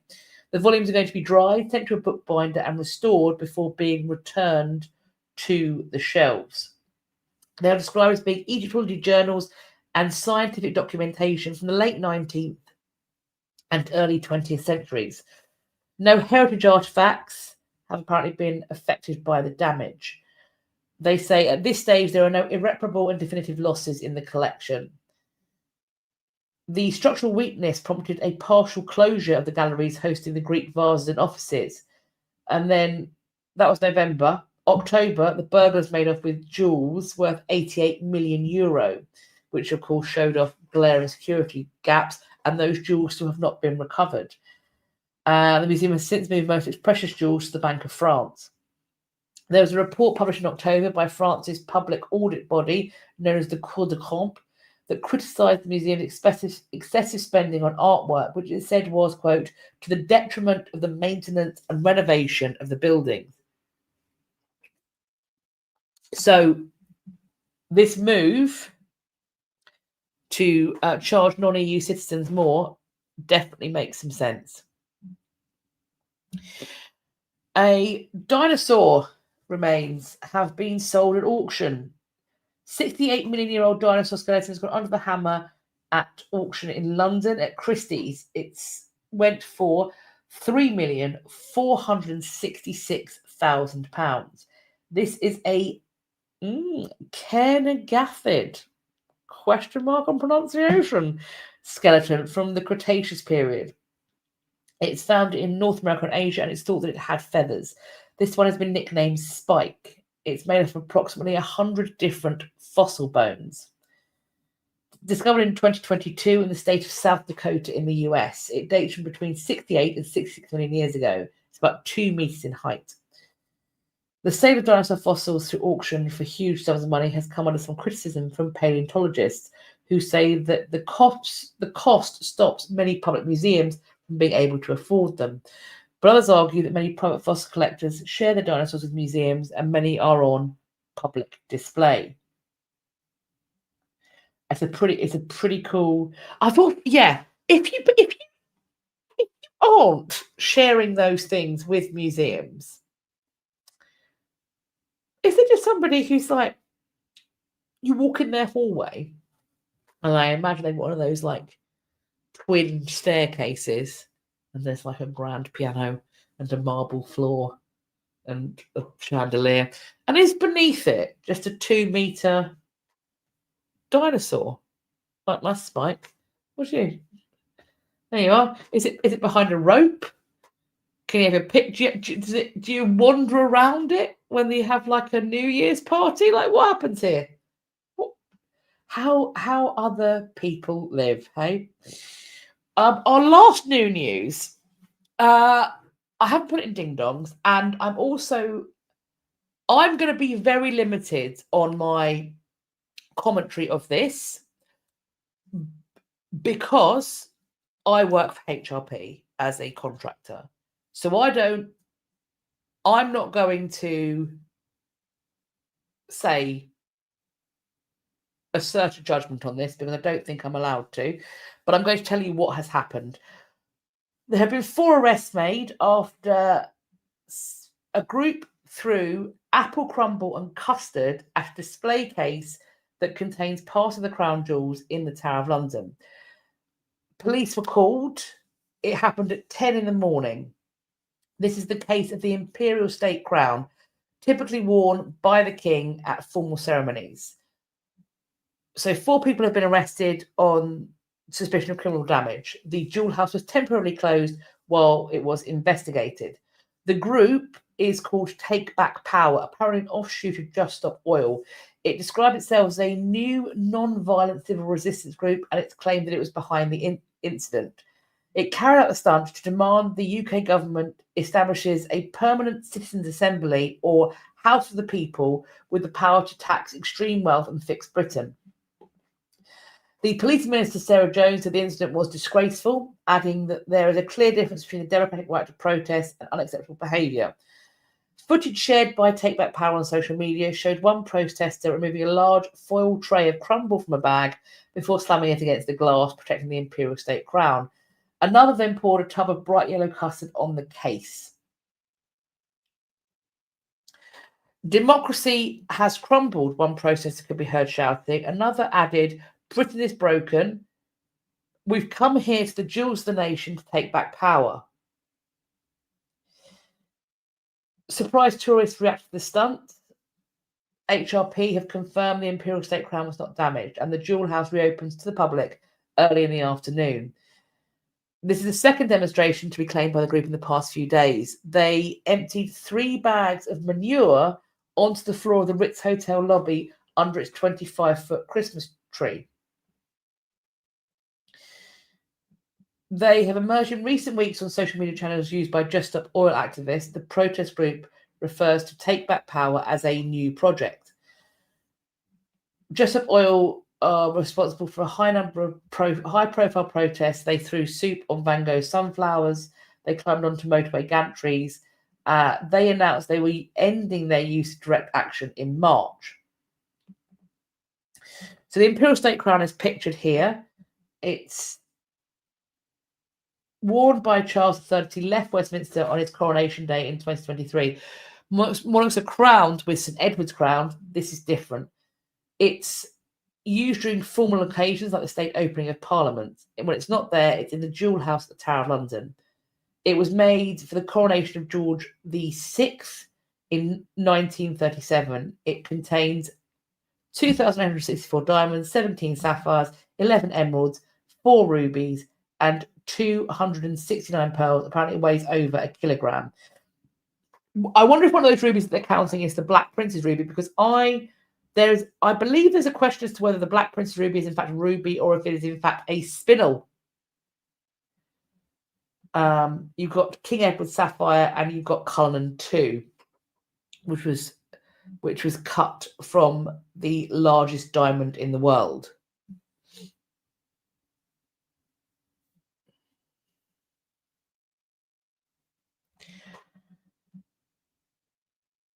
So that happened.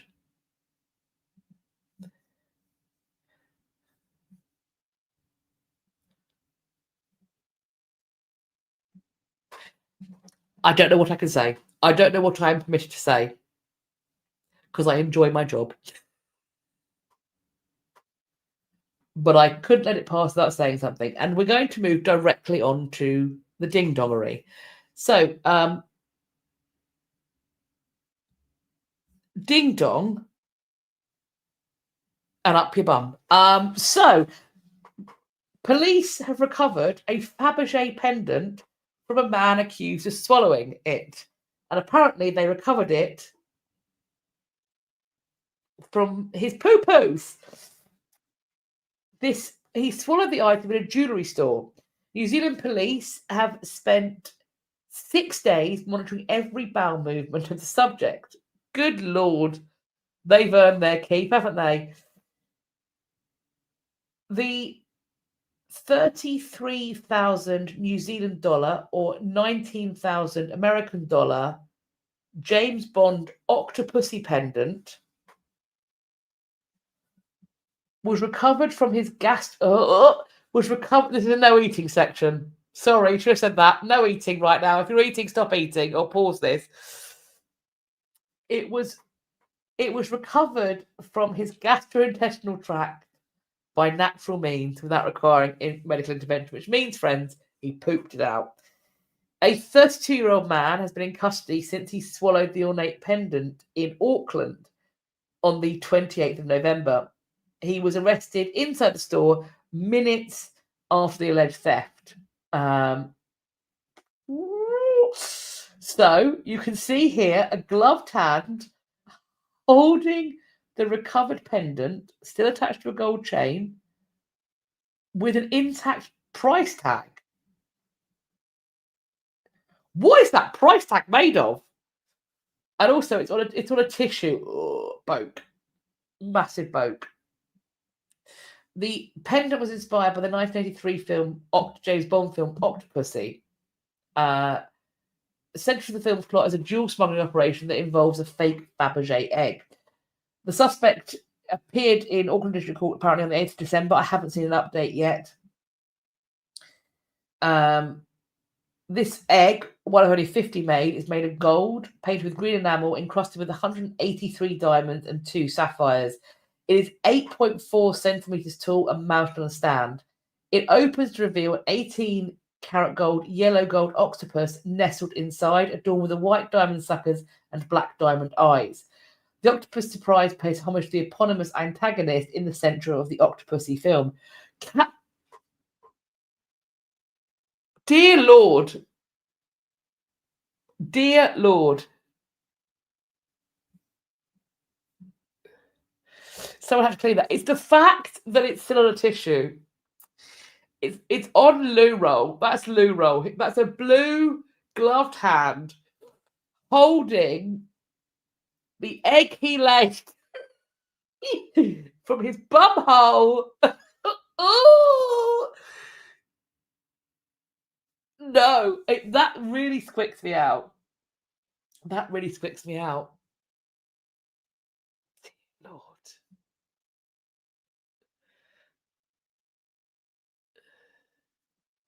Shannon, do we know how he ate it? I assume just dropped it in. Quickly, I assume. Maybe he has little to no gag reflex. Different issue. Coco, I wonder if the sale price will go up or down now. The things people will buy from other people on the internet. Ooh.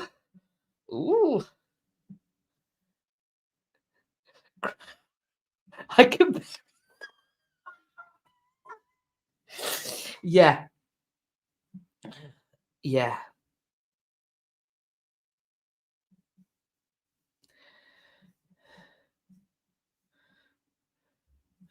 Jules suggests maybe it was wrapped in sheepskin then eaten. I feel that making it bigger is probably not the look. It's about the size of one's thumb. So, like, it's a reasonable sized grape. The chain's going to be an issue. I'll give you that. Maybe you go grape first. Do you know what? I don't want to associate grapes with this, particularly not. Nope, and we're done. That's it, and we're done. Next ding dong, and that's where I. What? Jules, it might have stayed cleaner if it had been wrapped in sheepskin. James, swallowed, not stirred. Now, if that was on a t-shirt, that would be indecent. Oh dear. Look, everyone's focused on it going in. I'm concerned about the diamond encrusted thing making its way out with the chain attached. It's like when a dog tries to be a skipping rope. It's just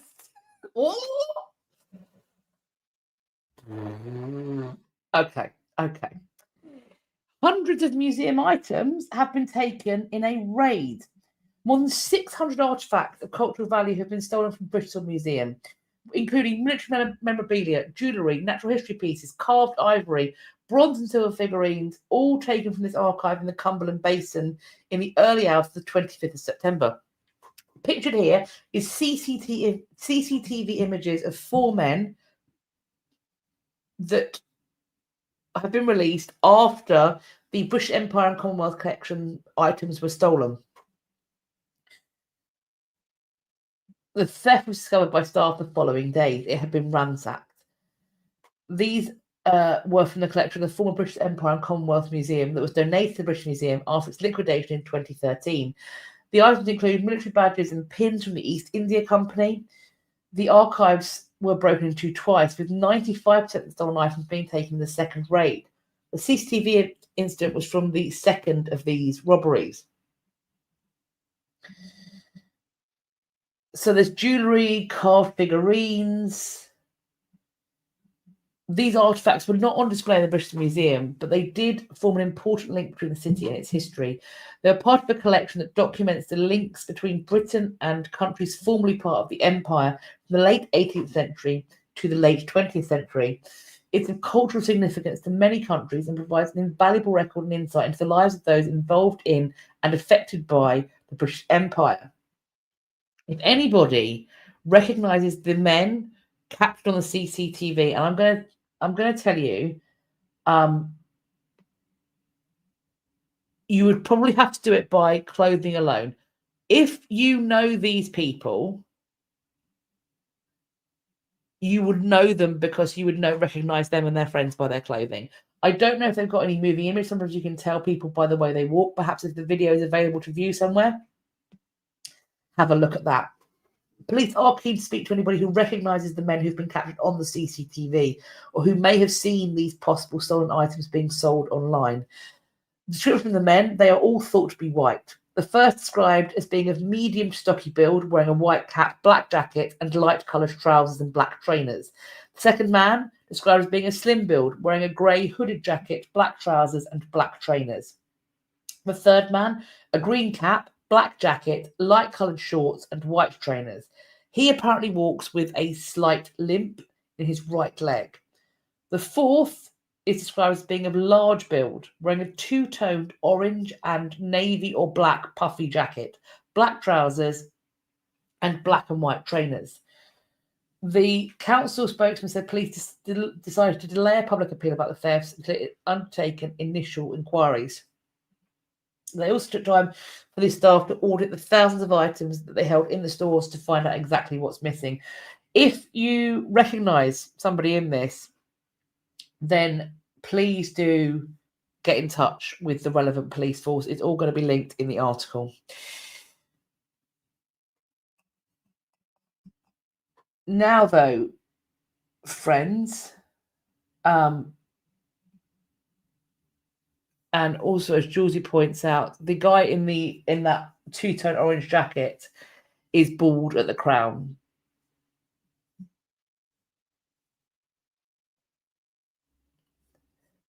Weezy says, yeah, changing their clothes is easy, but however, if you know these people, you know the clothes they have. So they might have wearing them now, but if you know this person, you know they have that jacket. If somebody knows one of these people or knows all of them because they know one of them intimately and they know the rest of their friends, you'd recognize them from these images. I think some of these clothing items are distinctive.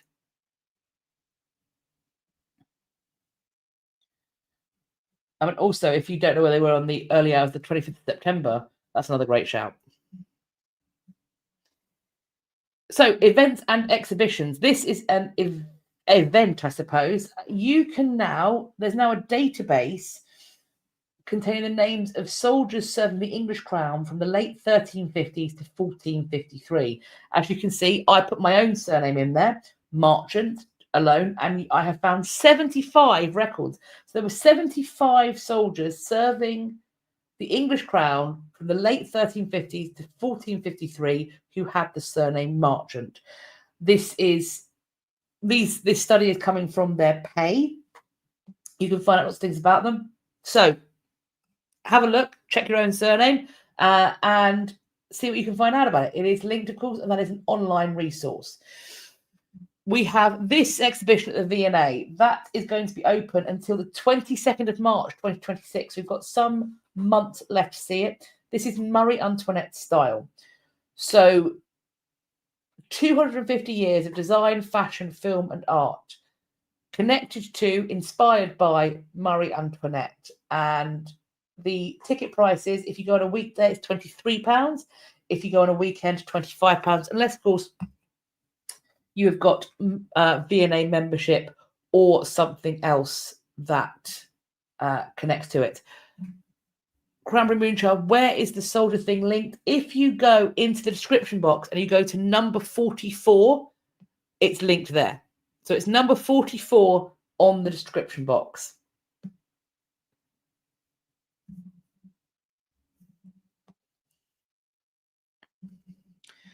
For my Australian friends or people visiting Australia, treasures of the Viking hoard, the Galloway hoard, that is on display, and it's going to be there just under a month left. 26th of January 2026. This is early medieval Scotland. It's a hoard, a trove of Viking age treasures, jewellery, personal heirlooms, one-of-a-kind objects from as far away as Central Asia. This was found in 2014 by metal detectorists, and you've got things from the early kingdoms of Britain and Ireland, mainland Europe, and as far away as Central Asia, containing over 5 kilograms of silver, gold, and other materials.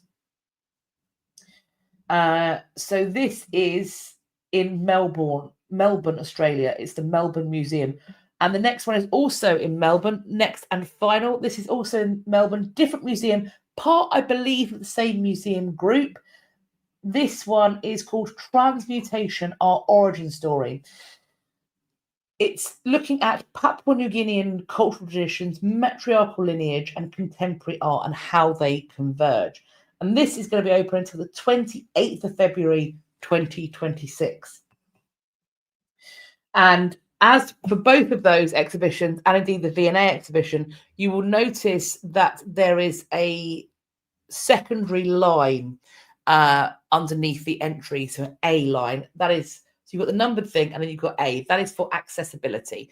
So there will be a link to where you can get tickets, etc. And beneath it is all accessibility information if you require it for your visit. So if you are visually or hearing impaired, or you require the use of a wheelchair or other walking device, this is the information that you need, and there should also be links if you need further help and assistance.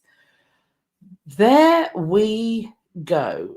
If you go and see any of these things, please do let me know and what you think of them as well. Take some pictures if you are permitted to do so. This one, friends, has gone on for an hour longer. I always say, oh, it's about 2.5 hours. Well, we're coming in at 3.5 hours now, pals. And what a way to end 2025. The next time we will be speaking will be in the next Friday video. And the next Friday video does take us into 2026. So I'm looking forward to being in the chat with you on that one. If you possibly can join us. Thank you all so much for taking time out of your morning, evening, whatever, to come and chat with me about these news items. And if you're watching on the playback, thank you for your time. Thank you also for everybody, all of your support throughout 2025. Thank you for watching my videos. Thank you for commenting. Thank you for chatting to me in the premieres and in the lives. It really means ever so much to have this wonderful community of history nerds. I've said before, I genuinely don't know how I would have got through the experience of 2020, losing my job, being pregnant, it being a pandemic, having a baby while the world was still shut down. I honestly don't know quite who I would be if I hadn't had somewhere to come that wasn't all about that, frankly, unspeakably, while I was very happy to be having a baby, everything else surrounding it was deeply distressing and terrifying. And so I'm incredibly grateful, and I credit all of you with keeping my marbles for me, because I'm not sure I'd have them all. It was a bad time, even though it was a good result in the end. So thank you for your support, not just in 2025, but since I started my channel. And I'm very, very grateful and hoping that we can do some fun things. I love hearing suggestions for videos going forward as well. One thing I think I'm going to put a post up about, I'm going to ask for suggestions. I don't really want to make it kind of like a true or false. Things from history that you believe to be true or think might be true that you just want fact checked. So you tell me, did this thing happen, true or false? And I can maybe make a video about it in the new year. I think that'll be a fun thing to kick us off with. So I'm going to make a post about that soon. In the meantime, have a lovely rest of your Monday, however much you have of it. I've got 3 minutes left of my Monday. Have a wonderful rest of your week. Also, have an incredibly happy New Year. I hope that you have a lovely New Year's Eve and that it marks the beginning of a healthy and happy 2026 for all of you, in which I also hope that we will have lots of chances to chat about history and just nerd out together. For now, though, I hope you're going to have a wonderful day, whatever you're doing. Please do make sure to click all of the things. I've got some banners up here as well. I've put the banner up.